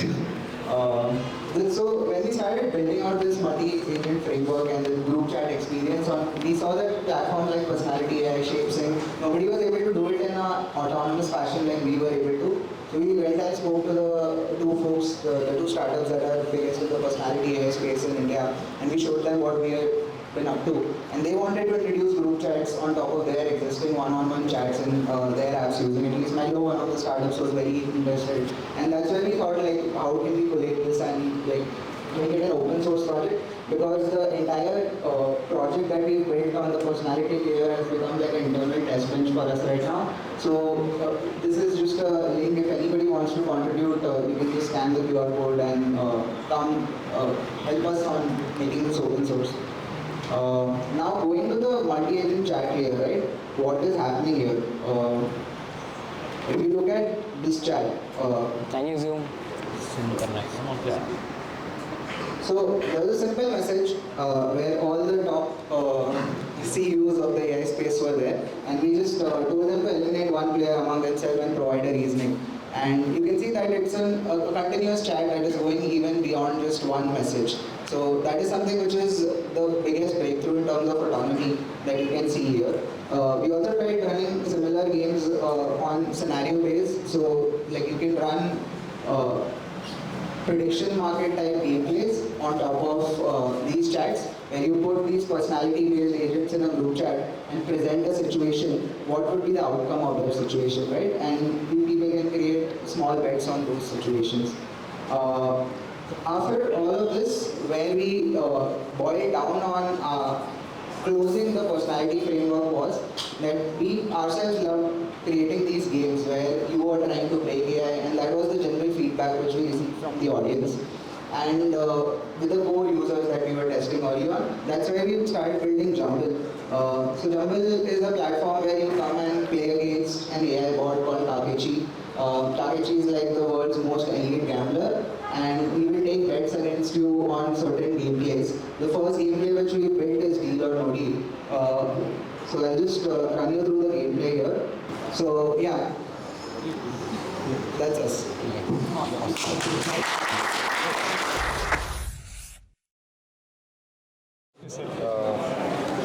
Hi guys, I'm Mankaran. Me and Alqama are working on this project for the past 2 months. Two people because hardware is hard. So he primarily works on hardware, I work on software, machine learning, reinforcement learning. So right now we are exploring a very different paradigm of robotics. Usually robotics has mostly been linked to robots doing useful work, for example, moving material from point A to point B or automating some sort of stuff. But what we are exploring is how robots can be repurposed for mostly fun, entertainment, blending in with the real life. So we build hardware, we have some stuff to show. Mostly Alqama made the presentation. I was sick this weekend, so even I don't know what's inside. So yeah, I hand it over to Alqama. Yeah, all this. So yeah, hello guys. So my name is Alqama and the hero Mankaran Singh. We are building RL on hardware. So you can see some renders that we made on the Blender. So yeah, pretty excited. Where's the next slide? Next slide.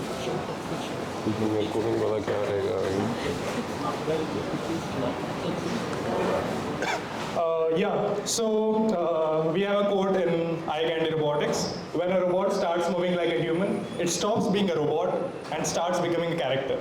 So like when you see this character, it's Groot, right? So you try to associate it with some emotional value. So we are trying to trigger that, and we are on to solving this through this 2 months program. Yeah. Okay, so why aren't these bots around the corner yet? So why aren't the cuter bots? You see, mostly the bots are very, scary looking, and you don't want them to be around you. They look a bit unsafe. So we wanted to answer the question, like, how can we make bots look more cuter, more safer, so that you can play around with them? So, yeah. Okay, so basic answer is there is sim-to-real gap. Basically, you train your robot in certain environments, maybe in Mojoko or like different simulators available in robotics. And the biggest problem there is that you are not able to get exact physical model of the world to be able to transfer it to the real world. So what I mean by this is, if you say you want a dog to be walking in simulation, okay, but it doesn't know what gravity is. If like now it knows, but if the simulation doesn't know what gravity really is, then how will the robot will actually walk in the real, right? So then there are another challenge that there are no cheap actuators available. Actuators are basically motors which weren't previously available, but now due to the luck and the timing that we are now, we have good algorithms and good actuators. So second is also done. Then third is world models. Again, it's a simulator thing. So world models are very accurate representation of the real world in which the robots can be trained. And if these are solved, these three things are solved, you can see these robots around everywhere, walking around you, doing some tasks for you. Yeah. Also, compute is no longer a limitation right now in robotics. So three important components of RL-based robotic system: feedback, like which sensors you use, how will the robot will understand the world from simulation as well as in the real world. So in the real world, examples can be cameras or lidars. Then there are algorithms like AMP and imitation learning through RL. Then simulator, obviously. Then right reward structure, endless tuning, and some hardware tuning. So okay, sorry, there are like a lot of points that makes a robotic system work with RL.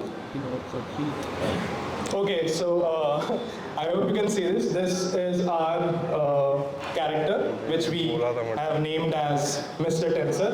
So it's a cute dino-like robot, which we want, which is very cheap in a small form factor, and you can let it play around in your house. So let's see how can one make this system. So first we'll start with the design. So I modeled this, like we modeled this in on chip and tried to get all the hardware, sensors, compute on board. So this is the overall model. You can see various design files. There's a battery backup and very small compute there.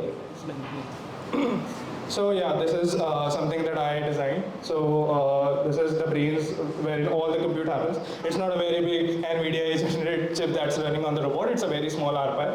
And here it's a very simple circuitry that that has voice inputs and outputs, and you can talk with it. It can generate really cool motions. Okay, so we have 3 different policies trained on the robot. So one category is episodic motion. So this motion is basically a motion which we have animated on Blender or like any other animation platform for like a window of keyframes. So it will be a fixed set of keyframes which is animated on the simulation. So there are 2 factors here. First is animation to make it look cuter. Second is to make it transfer to the real world. Now this animation doesn't have the physics embedded in it. So it may fail in the real life if you just directly run this animation of the robot, right? So what we want to do is, we want to take this animation, train the RL model on it, and basically make it able to run on the real world, right? So this is one set of motions that we have designed. So there are basically 3 different models which we have trained. Another is perpetual standing. So this is like a motion which is for an unlimited time frame. So it will just keep on randomly moving, and so you can see it can wiggle the tail, it can move its head around and like try to interact with the environment, but it's still standing. Then you can, in the perpetual policy itself, what you can do is you can control it with the joystick. You can move the hips around and move the body around, and it should still be like able to stand and should be able to generate cute motions, right? So how everything works. So I'm sorry if it's not visible, I will just explain. So what happens is we design the animations in the Blender. And then what we want is to make the robot work in the real world. We try to first make a simulated world out of it, which has all the physics engine. So for here we are using Mojoko, and then we try to train the model such that it is able to copy the motion that we want to simulate on the robot, and try to copy it in a natural way such that it will not fall and it will have maximum reward. So rewards is basically to be able to the difference between the tracked motion and the simulated motion. And then after you get that reward, you also generate some commands. So there are joystick commands that I will be giving to the robot, right? So those commands are randomly given to the base of the robot so that it also tries to follow those commands. So each command has, like, for moving forward, for like say in the scenario of walking, so if the robot wants to move forward, so there is a specific command, so like you push the joystick forward. For that forward motion, there is exactly the forward motion animation that is triggered. So it tries to copy that forward motion animation into the simulator, and then so there are multiple different robots trying to follow different commands. Maybe some bot is trying to walk forward, some bot is trying to walk sideways. So in the thousands of robots are trained in the environment, and but the biggest bottleneck here was to be able to design the actuator model. So the difficulty in actuator model is if you buy a normal motor in the market and you try to give it some voltage. So I don't know how many of you are familiar with control theory, but it's basically you need to be able to track whatever target you are setting. So if you want the motor to revolve at like 30 RPM, it won't always move at 30 RPM. So even if you get the specified voltage, there is some model like linear representation. If you want, you can search it on Google. So like there are different representations of a single model, like the actuator itself, and based on that you have to give commands to the actuator so that you are able to generate exact angles or RPM, whatever you want it to generate. So these actuators are first derived from the real world. So we get the data of how actuators will perform in different conditions. And based on that, there are certain parameters that we take out from the actuators and put it in the simulation model. So that is the most important thing. Then second most important thing is getting the weights and materials right. So like if you didn't get the weight right of say one leg, so it's like instead of 1 kg, it's 0.5 kg. The simulation will be calculating it in the 0.5 kg and the inference will just not work fine, right? So you need to have like at least 5% or like 2% error in the mass and different physical things so that RL can handle it, right? So yeah, once the model is trained, then you can just run inference on it. You can like, instead of randomly generating command, now you'll be giving it through the remote. And there's the representation of it in the word, and then you are actually giving the commands to the policy. So the policy which is created. So now, as I said, there are 3 different policies that we have trained: standing, periodic, and walking. So yeah, currently the bot is working on walking policy. So yeah, this is our dino, which is trying to walk with given commands. Yeah. So as you can see, it can walk sideways and it looks cute, right? I hope. Yeah, so now let's see how it performs in real world. So I was trying, so this is the standing policy, I'm trying to push it. And it balances, right? Yeah. So then there is some interaction. So basically, this is a diffusion model running on it, and it tries to sense what like human is trying to do with it and tries to generate certain motions and see it reacts to my touches. Yeah. Okay, so now Dino has a new brother. So 2 Mr. Tenses at a time, and they don't like humans now. So yeah, this I was assembling last night and couldn't bring it here, but yeah, it's cute, right? So okay, so now basically through this journey, what we have realized is we need more people in robotics, more people building in hardware, more people to just solve this hard problem and make robots a real thing. So if someone wants to get started with robotics, I'll just say that you should grab an RPi, you should just go to Mojoko playground and GitHub and just tweak and just run their demos, okay? Yeah, and if you want to try some cool demos, these are some repositories that you can try. By the way, the Mankaran is a major contributor in the OpenTech Mini repository and the other thing. So what lies in the future for us? So basically, we want our bot to be able to, like, if we give a prompt, like just to speak to it. So we want it to generate everything on the fly, from voices to actions to interaction. Everything should be on the fly. So this is one paper by NVIDIA, which is Genmo, which we will be like trying to implement on the robot itself. So it will be like a very real thing, walking around your house, and it will be generating these things on the fly, and will be able to generate, maybe try to roast you around and be cute, and yeah. Yeah, thank you. Thank you so much for this introduction, Paris. So hey everyone, I'm Hari, and for the past 8 weeks or so, I've been here at Lossfunk building out Smart Grid. So Smart Grid is basically an interactive electric grid simulator, and it's powered by RL, and it's basically focused on improving something called renewable energy utilization, which we'll talk about. So obviously, as many of you may be aware, the power that reaches our power sockets basically can come from fossil fuels, or it could come from renewable energy resources, right? It could be coming from a solar farm, or it could be coming from, let's say, it could be coming from a coal power plant. Now, the question is, how long,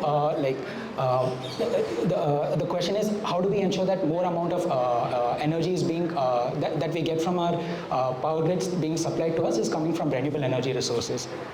And that's the problem that Smart Grid basically tries to tackle. So why bother, right? Why bother with improving the renewable energy consumption and utilization? So in the next 15 to 20 years, we are likely to see a huge explosion in terms of our power consumption. Most of these are mainly going to be driven by AI data centers as well as electric vehicles. So the share of power consumption of data centers is expected to grow from nearly 2% to 8% in the US alone. So you can imagine, like in the rest of the world, it will probably be much higher. And in terms of electric vehicles, you all must have noticed that there's an increasing number of electric vehicles, and these vehicles need to be charged. So in terms of electric vehicles, from 2023 to 2040, the amount of electric vehicle power consumption is estimated to go from 24,000 gigahertz to almost 24,000 gigawatt hour to almost like 500,000 gigawatt hours. Now, the question is, where is all of this additional power going to come from, right? So I think that for starters, we've all been educated at school about renewable energy resources and how we should probably avoid coal power plants and fossil fuels. So it's probably no surprise when I say that renewable energy resources are probably going to be the right solution for this. But many people like to run towards renewable energy because of the fact that it's sustainable, but it does comes at a cost. The main issue with renewable energy is that it has a forecasting problem. So the thing about coal power plants or fossil fuels in general is we get full control over them. So we know what amount of energy, what amount of fuel needs to be burnt and how much energy that's going to generate. But the same cannot be said for renewable energy resources, where we cannot predict like whether the sun will be there and whether the wind will blow at the right speed and so on. So that's the forecasting problem in renewable energy resources. The industry today definitely does have a decent solution for it. So they have a lot of SOTA forecasting models. So particularly statistical models like ARIMA or long short-term memory for time series forecasting, using which they can kind of tell like, okay, given that this is the pattern of solar energy that has been for the past, let's say, couple of days, I expect the next couple of days to look like so and so. But the problem with that is getting errors in terms of forecasting can be does have a cost attached to it. So there's a quick snippet here that shows you like different SOTA models and their ability to do forecasting. So you have random forest LSTM, auto LSTM, and some ensemble models.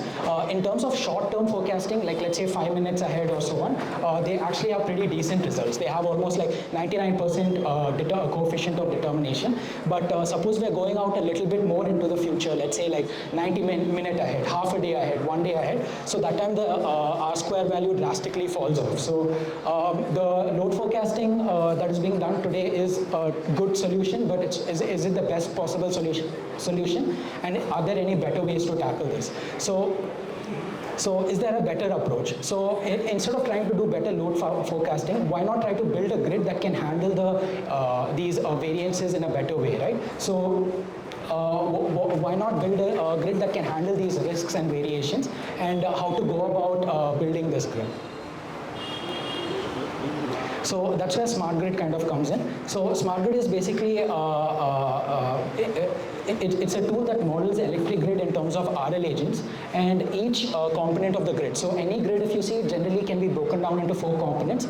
There are producers that produce the energy, consumers like yourself or myself who consume the energy, and there are batteries that store any excess energy, and there is a grid operator that acts as an intermediary. So all these entities kind of send messages to the grid operator that kind of decide like, okay, this is the amount of energy demand I'm getting, this is the supply that I have, how do I match the demand and the supply in a way that is optimum and that does not cause any problems with the grid. So smart grid basically simplifies a lot of the components into these 4 components. Obviously in the real world there are a few additional components like substations, discoms, transmission lines, etc. But for the sake of like a proof of concept, we've kind of simplified it to these 4 components. And in case of smart grid, these 4 components, like I mentioned, are reinforcement learning agents that can be trained on whatever parameter that you're looking for to behave in a certain way, which we'll come to. And that's kind of our objective here. Can you try and train these agents in such a way that they can communicate with each other and make sure that the amount of energy being dispatched into the grid has a good proportion of renewable energy as opposed to something like fossil fuels? So a quick dive into the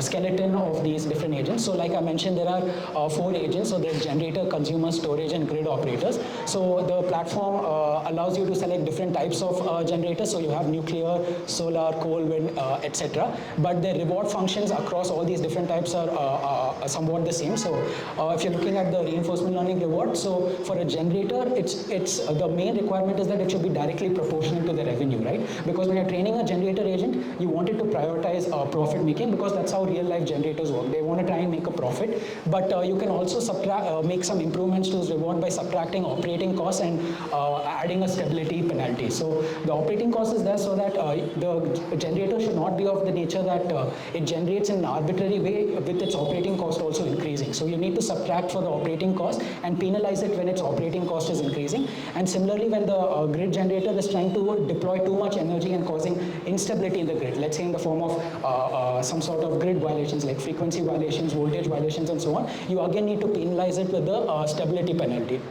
And what this reward effectively does is it incentivizes generators to produce electricity in a way that is economic. Similarly, as consumers, our objective is going to be to minimize our costs, right? So we want to consume as much power as possible, but at the minimum possible cost. So the reward function is going to be the power consumed minus the cost that you spent on that energy. And for storage, it's going to be, so the platform again gives you like grid battery, compressed air, and other types of storage, but the reward function effectively across these different types remains the same. It is immediate profit minus degradation cost minus stability penalty. So depending upon, basically batteries have this ability by which if there is surplus energy, it can kind of supply some of the energy back into the grid, and the grid operator basically pays you money for supplying that surplus energy. So suppose if you have a solar panel on your home, and if you have a battery attached to it, so suppose you have surplus energy in your battery, you can kind of send it back to the grid operator and get money for it. And that's where you basically make a profit of that arbitrage. So for a storage agent, you want to make sure that you're maximizing that arbitrage so that you are charging and discharging at the right time. And similarly, you should also minimize your degradation costs. So batteries are pretty expensive and they tend to degrade over time. And depending upon what type of battery you're using, your degradation cost function will vary. But effectively, the more number of times you charge and discharge, the more degradation will happen. So you want to subtract for your degradation cost, and similarly, if the battery ends up supplying too much energy back into the grid, you want to subtract it for the stability penalty. So if it makes the grid unstable, then you want to subtract for that. And finally, we have the grid operator. Like I mentioned, it's the mediary between all these different agents. So the generator, if the consumer wants a certain amount of energy, it sends a bit to it sends a request to the grid operator. The grid operator looks at what is the bit that request that is arrived, and it tries to route it to the appropriate generator so that that bit can be satisfied. So just a quick look over what is the nature of the RL environment that we're using. So effectively what we're doing here is we are basically saying I'll give you something and then you give me money for it, right? So I'm going to supply you with certain amount of energy and you get me paid for it. So what we're effectively creating is a power grid market here. So like energy markets, capacity markets that are present in Europe. They're not present in India, by the way, but these markets are present in Europe. So in India, what happens is the government buys it in terms of contracts from, let's say, Tata Power, Adani Power, and they standardize the rates. But in case of places in Europe or sorts, it happens in a more dynamic way. So there are multiple generators, they bid, and they create this kind of capacity market. So in our market, we have multiple agents, and we have physics integration. So you all might have seen like Ohm's law and stuff. So basically, we ensure that if you're given a certain circuit through which current is flowing, you need to make sure certain voltage and current conditions are satisfied, but that is in the case of DC current. So in electric grids there is AC current flowing, so you need to make sure the grid physics of power flow equations, very similar to like Ohm's law equivalent for electric grids, are getting satisfied. And these ensure that the agents communicate with each other in a way that they're not violating the terms of the grid. Now the state space, so what is the internal state of these different agents? So the internal state contains these 4 major factors. So we have the market data, so what were all the different prices that were present, what was the demand and previous transactions that were made. Then you have all of the message history where it communicated with all the remaining agents. And then you have the decision history where it remembers like all the previous decisions it made. And then it also remembers the number of grid violations it caused and what decisions caused those violations. So it needs all of this information to make sure that the next next decision that it's going to make is going to be the right decision and not and get the maximum possible reward. Similarly, the action space for this environment is where agents are able to send messages to different types of entities and then also able to respond to the market data. So when someone gets a request, they need to be able to satisfy that request, and that is the action that they'll perform. So effectively what we ended up doing here is we, to ensure that the renewable energy gets maximized, we applied curriculum learning. So curriculum learning is a method in reinforcement learning where you can kind of train the model to think in a certain way by training it in different stages. So over here, what we're trying to do is we're trying to improve the model's use of renewable energy, right? So what we do is, let's say that I can take phase 1 where there is no stress on the grid to use renewable energy, and then I can train it in that stage 1. But in stage 2, I can progressively increase the complexity where I'm forcing it to use more and more renewable energy. The way in which I do this is simply by removing non-renewable energy resources, like let's say coal and stuff. So the grid gets kind of forced to using more and more renewable energy, and the agents kind of get trained on that data. So effectively, for a given grid, the system was able to go from 0% to 40% of utilization for a given setup. So with that description, so maybe we can have a look at a quick demo to see like how all of this comes together.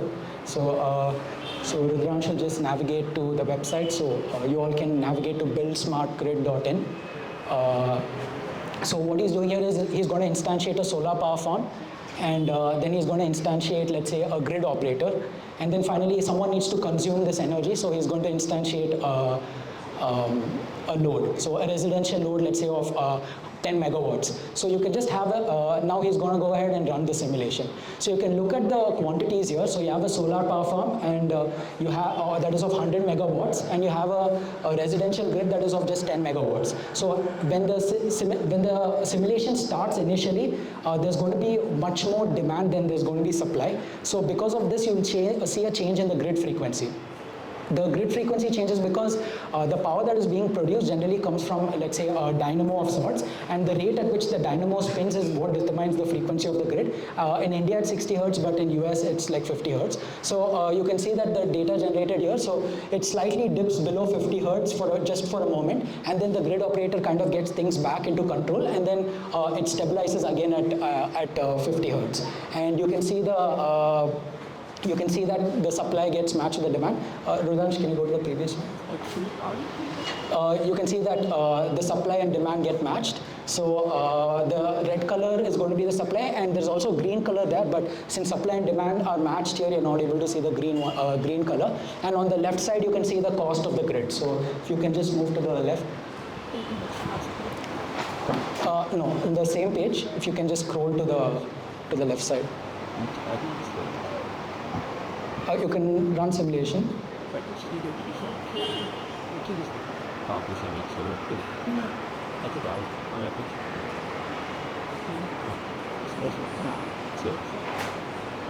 Okay, he's opening a different grid. Okay, we can run it for this one as well. So this grid basically models an apartment. So let's say we have an apartment called, let's say we have an apartment that has 2 towers, and the situation tries to model like what the power supply for that apartment will look like. So Rudransh, you can run simulation.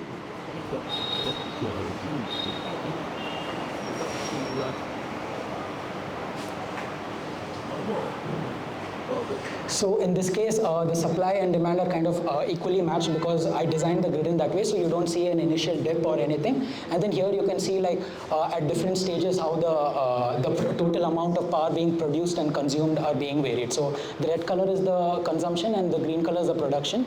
And here you can see the clearing price. Can you just come down a bit?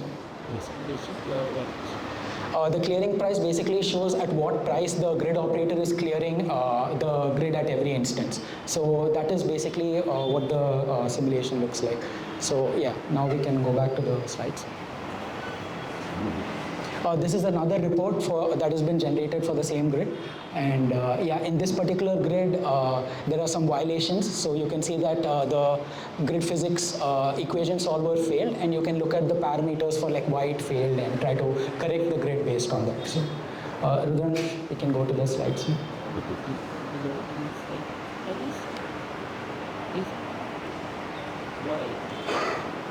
You can go to the next slide. Right. So, what is the real-world deployment plan for something like this? So, the one thing that I've learned based on my interaction with a lot of folks is that the industry loves legacy, and like we talked before, right? They love their SOTA models that are used for forecasting and so on. So, how do you get something newer technology like this into the system? So the idea would be to do like a phase-based deployment. So you'll have phase one where you're mostly focused on improving the forecasting techniques. So whatever techniques the industry already has, you want to try and improve their forecasting techniques. And slowly, once they get adopted to using your tools, you can start moving to suggesting tools that will improve their renewable energy along with their forecasting. So another place is, so we have all of these different agents that were trained, right? So you can pick up any of these agents and their neural nets, and you can take it as the prediction of that agent as an input to any existing legacy systems as well. So you can use it as a layer on top of existing systems. So that could be generators, batteries, or anything. And yeah, so these are the two deployment plans that a system like this could come into the real world. So yeah, these are the future plans for the project itself. So one would be to build stronger evals. So there are a lot of industry tools that have similar simulation, and the idea would be to run simulations across the smart grid as well as the industry tools, and try to benchmark and see where the tool is getting things right, where it's getting wrong. Is it finding optimal policies in case where the industry tool is just doing a blind simulation and so on. And yeah, like I said, the future would be to get industry to adopt it in phases as well. So yeah. So it's an open source tool, so feel free to go check out the repository, and thank you so much for your attention. Thank you guys. Hi, I'm Adithya. Quick background about me. I dropped out of school 5 years ago, and I started filling my free time since then, just following gradients of my curiosity. A lot in computer science and in machine learning. And so one question that always stuck to me was training efficiency. So one of the primary reasons, wait, do I have a clicker? Yeah. Okay, so one of the primary reasons I have always been interested in this problem is because, well, I'm GPU poor, and modern training requires hundreds of hours of compute. But also, you know, it's a broader question that the world is coming to a consensus to today, that modern ML is running out of data. And well, how would you put the running out of data into perspective?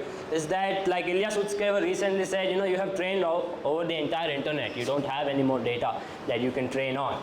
You also have reached this point where DeepSeek had their breakthrough in reinforcement learning, but that is kind of plateaued with the reasoning models on verifiable domains. You also have the non-obvious approaches that have not panned out for some reason. So cross-domain skill transfer is still unsolved. So even today, if you were to train an AI system, am I not clear like this? If you were to train an AI system to play an Atari game, it does not generalize to another Atari game, regardless of how you train it. And so this is something that a lot of people are not able to crack. It's not something that I've cracked either, just to be clear. But another problem, the other domain that you could probably search for data is the real world. And the biggest issue in real world is that rewards are very sparse, very noisy, and it is very expensive to train, like Mankaran spoke about the sim to real, like Paras gave an introduction. But the issue over here is that if I want to build an AI that performs like a human, because I know I've been a chess player and I have not played for billions of games, and so I know it is possible to learn chess. And so if a model has to do this, what is required of the model? And so the question that comes to mind is how many data points do you really need? Is it possible to optimize this? So today, the way training is done today is you have an entire curriculum, you have some kind of filtering, and then you train the model on it. But is it possible for you to optimize this? Is it possible for a model to optimize what you're trying to do?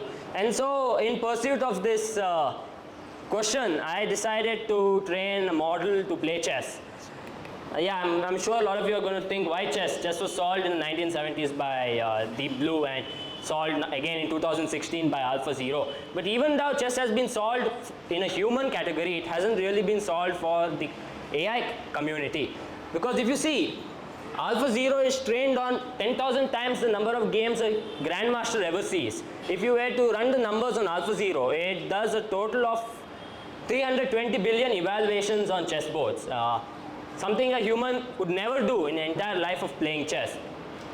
You also have the thing that chess is still the perfect test bed for reinforcement learning. Like everyone's excited about robotics and stuff, but chess in itself has not been solved. Sample efficiency in chess has not been solved. And chess has all the elements that you require to make it a perfect environment. So it is deterministic, but you have an opponent, and so you're not completely sure what they are going to play. You have well optimized environments, plus you have lots of benchmarks, lots of papers, and things that you can root your research on. And so in pursuit of this question, I decided to train a model on chess. And so the question I wanted to ask was, how many rollouts do you really need? So today, if you guys are familiar with reinforcement learning, every episode that you run, every episode that a model trains on, is called a rollout. And like I showed you, AlphaZero required 50 million rollouts to reach grandmaster level status.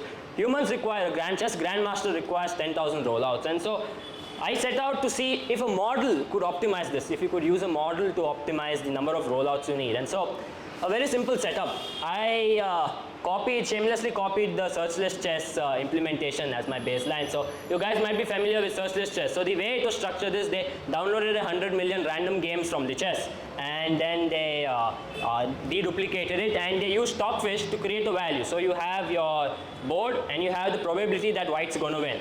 And so now you train a model given the board, predict the chances of white winning. And so I used that for perfect baseline, but I added an additional factor, the D head. I don't know why I called it that, but it's everywhere in my code now, and so I don't want to change it. So anyway, you do know why people are laughing, right? Yes, I know. I realized it, but there's too much code for me to change, and so I just decided, let me just stick with it for now. I am sure it has something to do with distance head or something. It'll be clear at this point. That's what he said. Yeah. And so basically this would output, this is an additional head for the model which would output whether a rollout must be done. And so like the way, let me give you an example. So the way modern reinforcement learning works is you are at a particular state. A robot gets up in the morning, it goes to the kitchen, it makes coffee, it drinks the coffee, and it's too sweet. And so why was it too sweet? Anyone? No one drinks coffee? Because you added too much sugar. But the way reinforcement learning works today is it says, okay, I woke up on the wrong side of the bed. Maybe that's why. It has no idea on what caused it to be bad, what caused it to be good, which is why it upranks or downranks everything. And this is why it requires thousands, if not hundreds of thousands of rollouts before the noise kind of cancels each other. And so basically what I wanted to do is it possible for you to figure out what are the hotspots of interest that a model figures out and optimizes for? And so the D head is what would basically give you a scalar value saying, okay, should I run a rollout over here? Should I evaluate what the chances of probability are here? And so it's like math. And so the first image that you see there is the transformer, the searchless chess implementation, where you have the basic model that takes the state and outputs the probability of winning, and your loss is basically an MSE loss between the target that is generated by Stockfish and your output. And so my model adds a variation where it predicts a value of variance. And so the variance head basically has to predict what the model's error is going to be. And so if my model, it sounds a little counterintuitive. So if your model is predicting X, and the model is also predicting that I am wrong by Y, can't you just add or subtract and get the right answer? Why do you need a separate head? The way this works is the absolute that you see over there causes a sort of bell curve. And so in a way it becomes a sort of confidence distribution. So you have a particular point and you basically have a variance on how confident I am, what the value of the range is. And so so that's the tech. It's a really simple model. It's trained, the ablations are all controlled, all the hyperparameters are set to the same thing, and the data set used is the same. And so the results of the training. Right. So if you see the loss curve, the red one is the image clear? Good. Yeah, so the red line is the model that I trained, whereas the green one is the DeepMind's model. And if you see the loss, you can see that the DeepMind's model converges quickly, faster and quickly, whereas my model takes slightly longer. I'm not sure why it looks that weird. It's supposed to be much slower, the loss descent. But basically it takes longer to converge, but when it converges to several points below the DeepMind model. This is, to be clear, the same number of parameters, same number of samples that these are trained on. But if you were to look at the gameplay, that is, after training, I made my model compete against DeepMind's model. And you can see the results over here. And so all the red squares are where my model won, or the green squares are where DeepMind's model won. You can see that my model trained on half the number of steps, 1/3 the number of steps, still trashes DeepMind's model trained for 320,000 steps. So the numbers over there. The first value is the number of times my model won, the second value is the number of times DeepMind's model won. And the x-axis is the checkpoint that I selected from my training, and the y-axis is the checkpoint I selected from DeepMind's training.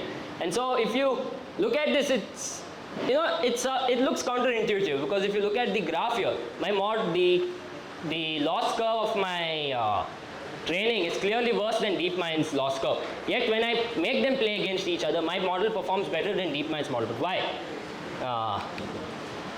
Yes, another point in this is, using the variance head, only 70% of the states that were in the data set were filtered out. So it would see a state, the model, and the model would decide, okay, I don't want to, I am confident that I am good at this, I know what my chances of winning in this are, and it would just discard computation over it altogether. And if you were to calculate the amount of hours I saved, so the DeepMind data set requires 1400 hours of CPU time.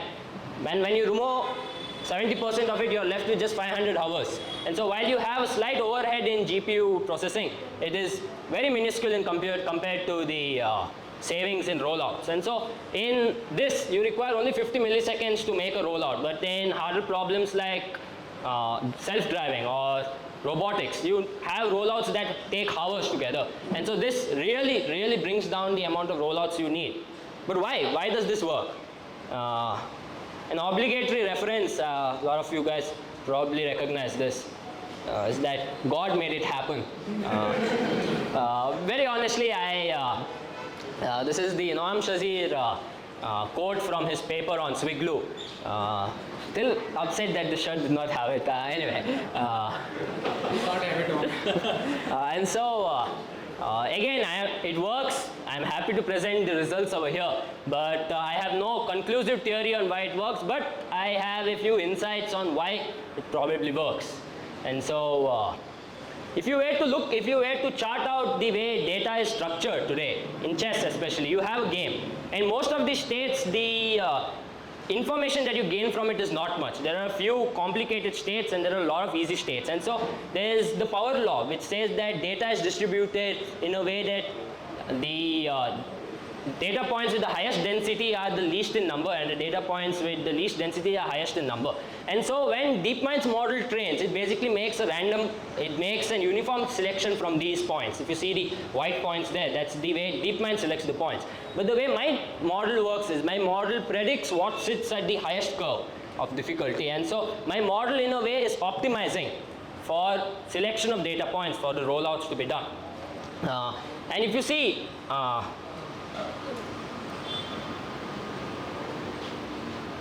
yes,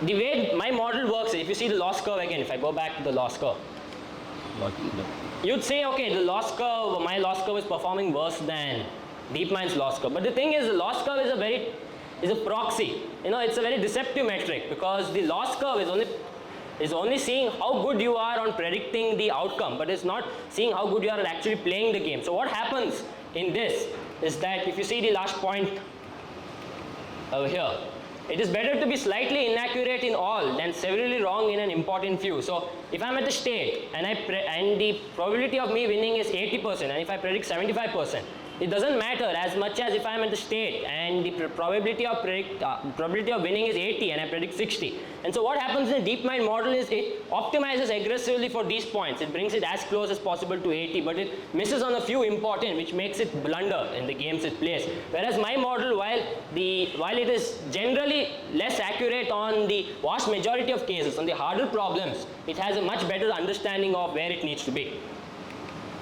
And so yes, an interesting insight that I found during this training, which I was never able to crack, maybe some of you guys can help me understand, was a very weird glitch. So the way my model would work is it would run over the entire data set, it would train on it, and it would run again, so several epochs. And the points are being used in all these epochs over and over again. And if you see the curve over there, at the point where the model would start training on the initial batches, the set of batches, the loss would go down significantly, and then the loss would keep climbing up. Like, it does not make sense from a training perspective. Training should bring the loss down, but the loss would keep going up, and right when it would hit the batch again, the first batch again, the loss would go down. And so again, I have no idea. I've been running a lot of ablations to try to figure out why this is happening, but it's an interesting insight, because if you were to look at it, the model is kind of internalizing the first few states that it sees in its training. And so every time it sees those states, the loss is going down. I do not know why, but I have control for everything, but the way it works is every time it sees the first few batches that it has trained on, the loss goes down. So only suspicion that I have is probably some kind of world model within the model, model on how it looks at chess. Since it has been trained on the first few points, it heavily biases the way it looks at chess from the first few points. Yes, and with this, the entire concept of this was just a prototype. So I set out to become a grandmaster in chess, make an AI become the grandmaster in chess in 50,000 games. And so as part of that, I first needed to figure out whether a model is capable of reducing the number of sample points it needs. So set a kind of lower bound on the number of data points that you require. And in that line, the head that I have created is just a proof of concept, a weak upper bound. This was just for me to validate, yes, a model is able to optimize for information enhancement of itself. RL, I believe, in my opinion, that is soon going to have its own bitter lesson movement. So today, the way RL is trained is you have a pipeline that determines how your model is being trained. Your model has very little impact on the way information. So if I were to give you an example in AlphaZero, you're at a particular point in game, and you know if you play this move, you're going to win. And if you play that move, you're uncertain. But today, the way AlphaZero is trained, the principal upper confidence tree, it always picks the move that it knows is most likely to make it win. And so the information that it actually derives from this is zero. And so most reinforcement learning loops follow the same practice where the model does not really get to choose what it wants to train on. It has a proxy that the humans decide on, okay, if you're going to win in this, we keep following this part, which I believe is kind of counterintuitive, because as humans, we are very curious on how we explore things, and especially when I'm training, I don't want to play the obvious move, because I know when I'm training, I want to expand my knowledge, try to figure out all the gaps in my knowledge. And so I believe RL will soon reach a point where it is going to take over the entire pipeline, the training pipeline, and so you're no longer going to have a customized loss function, which comes to my next point. They will develop their own proxies. Your loss curve is a proxy in a way. The rewards that you generate in your reinforcement learning environment is a proxy in a way. The ultimate objective, now a lot of you may be familiar with the Atari environment. You have this boat game where you have to keep going in circles and you collect these coins. And then DeepMind trained a model on that, and it turned out that the boat would not go and finish the game. It would just keep going around in circles, because for some reason the coins are being spawned in a circle. And so it would never reach the finish line. And so while you're maximizing reward, you're not actually maximizing your objective that is coming on top of the leaderboard at the end of the game. And so I believe reinforcement learning will soon reach a point where it is hooked directly into the final outcome, into the leaderboard, rather than depending on proxies like a reward value. And also, very doomish view of what is going to happen. Like when AI optimizes for information maximization, I think humans are going to be the bottleneck. Like what are we trying to optimize for at the end? Trying to optimize for maximum amount of money, and humans are the weakest link in the chain. And so I just hope, the AI overlords take mercy on me. So anyway, thank you for being a great audience.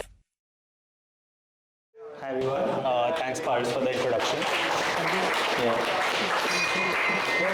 So really appreciate all of you staying for like I think 4 or 5 hours now.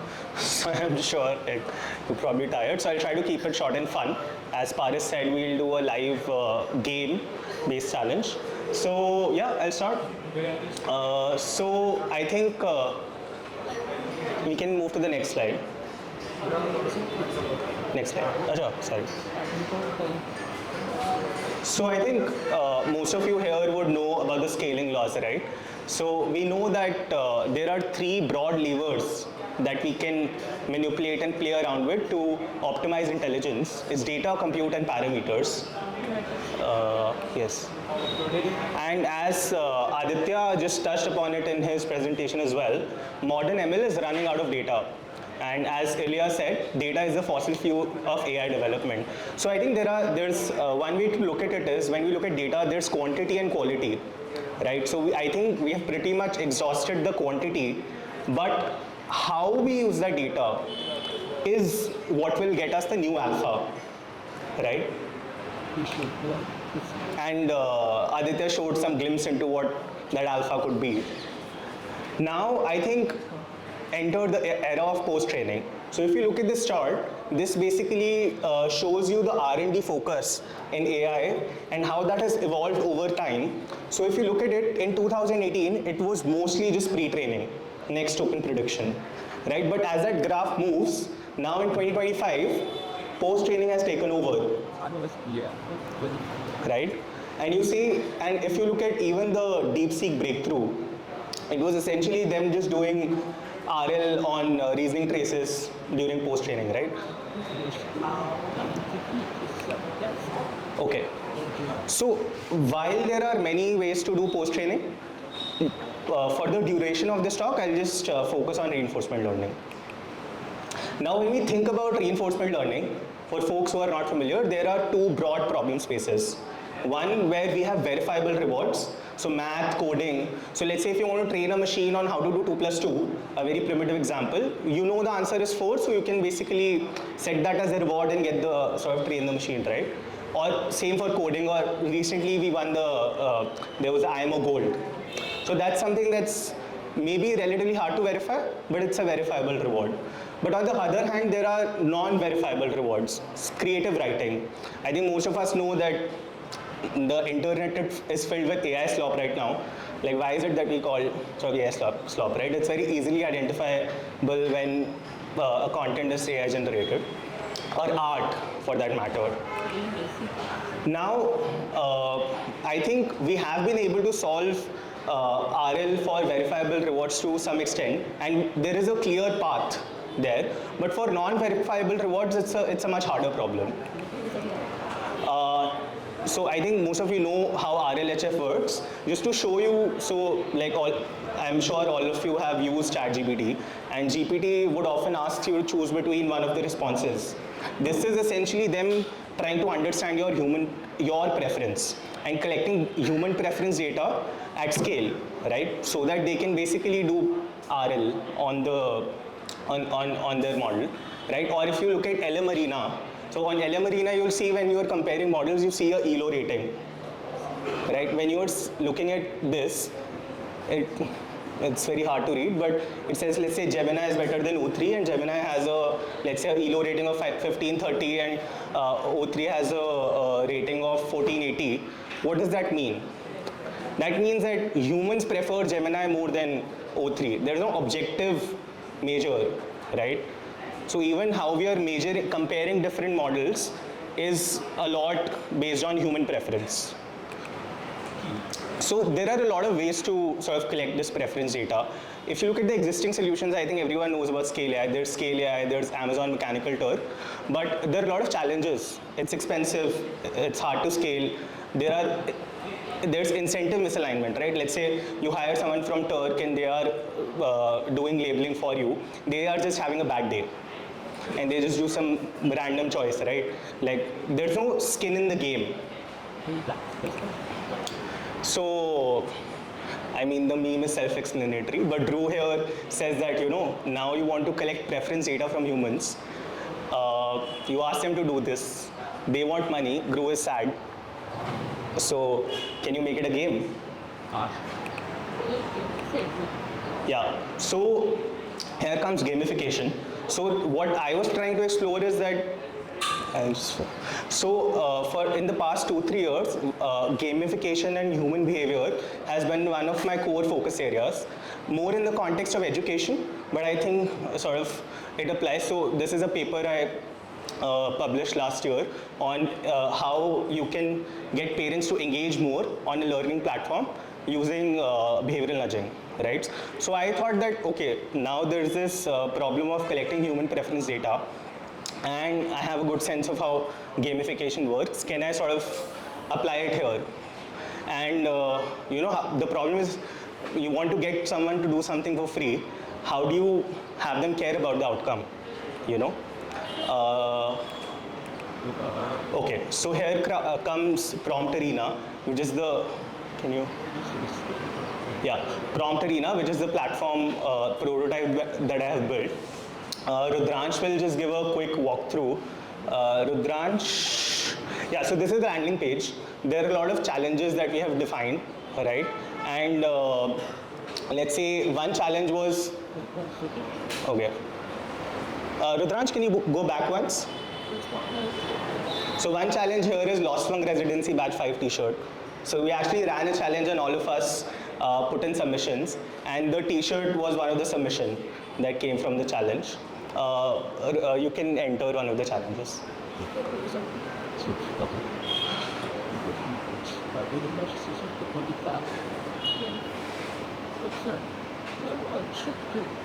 Okay. Try with another email. Yeah. Rudransh, can you try with another email? Just log out once.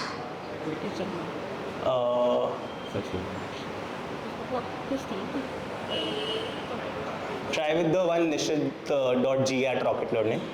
Or Nishit, that should work. Continue. Yeah. Okay. I have exhausted my emails. We'll just come back to that. But can you go to the leaderboard? So can you go down? So you can see that people do submissions and then they do pairwise voting. I'll just show it in some time. And every outcome and every output on the page has an ELO rating, which is essentially supposed to show you the human preference for that particular output, right? And this is the t-shirt design that we got out of the challenge. Can we go back to those slides? Yes.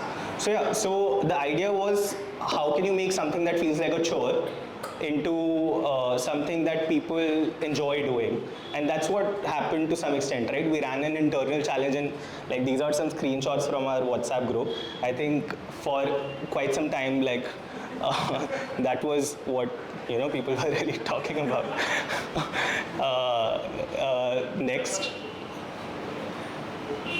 Yeah, so we'll move to the live challenge, but I'll just cover like what's sort of the path forward. So recently, thanks to Paris, I met with the Emergent founder. They've gone, I think they went from 0 to 10 million ARR in like a few months, and we are planning to do like a large scale challenge with them. And also I'm trying to understand, let's say, right now this is just a prototype. I am collecting data, but how do I make that data usable for an enterprise, right? So that, let's say, they can train reward models on top of it or do prompt optimization and so on and so forth. Can we go to the live challenge? Yeah, before we do the live challenge, like just want to, there's a PS that I think before I joined Lossfunk, I didn't really know how to code. I've been a consumer product manager, like I've been on the AI side, but mostly on the product. And I was afraid of looking at a terminal. If, like someone was coding on the terminal, I would get the feeling that, this is probably beyond me. But now Claude Code is like my favorite pastime. Can you go to the next slide? So this is the credits that I burnt while I was at Lossfunk. Go back. Yeah, so this is the QR for the live challenge. We'll just tell you what the live challenge is before you scan the QR. Can you go to the website, Rudransh? So the live challenge is this. If AGI was a company, what would its headquarters look like? Right? And some people, what? If AGI was a company, how would its headquarters look like? And some people have made some submissions. Can you go to the leaderboard, Rudransh? Maybe open the second one. So this is by Alqama. It's a bit dystopian, but yeah, I think you get a gist of how it works.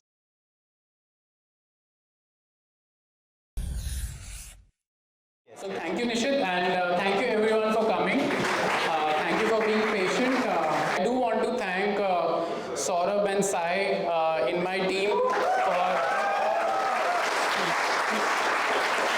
arranging this event. I mean, you must know that unlike most conferences that take place once a year, this happens every 2 months, month after month. This is the 5th edition, so it's a very high velocity kind of a recurring event, and putting out events is always a big challenge. Also, you know, big applause to everyone who's covered in the video team, and the audio, and to also Dongle Desk for providing this space. But as I said, everyone who's associated with Lossfunk is invited for the after party. And in case, just as a reminder on how to get associated, can we put on that slide on Lossfunk programs? I mean, in case you want to join or further be associated. Next slide, I think after this. Yes. So just as a reminder, please tell your colleagues, friends that there are multiple ways to be associated with Lossfunk in batch. I mean, batch 6 is almost all, I mean, it is done. It's starting next Tuesday. And the amazing thing is that now all the batches are just getting full with people's recommendations. So batch 5 was largely driven through recommendations. Batch 6 is driven through recommendations of people who've been associated. But for 7, 8, 9 batch, maybe you can be here and presenting your work. If you're a researcher, you can be here and presenting your work. So please, you know, reach out to me with your ideas, interests, and yeah, thank you.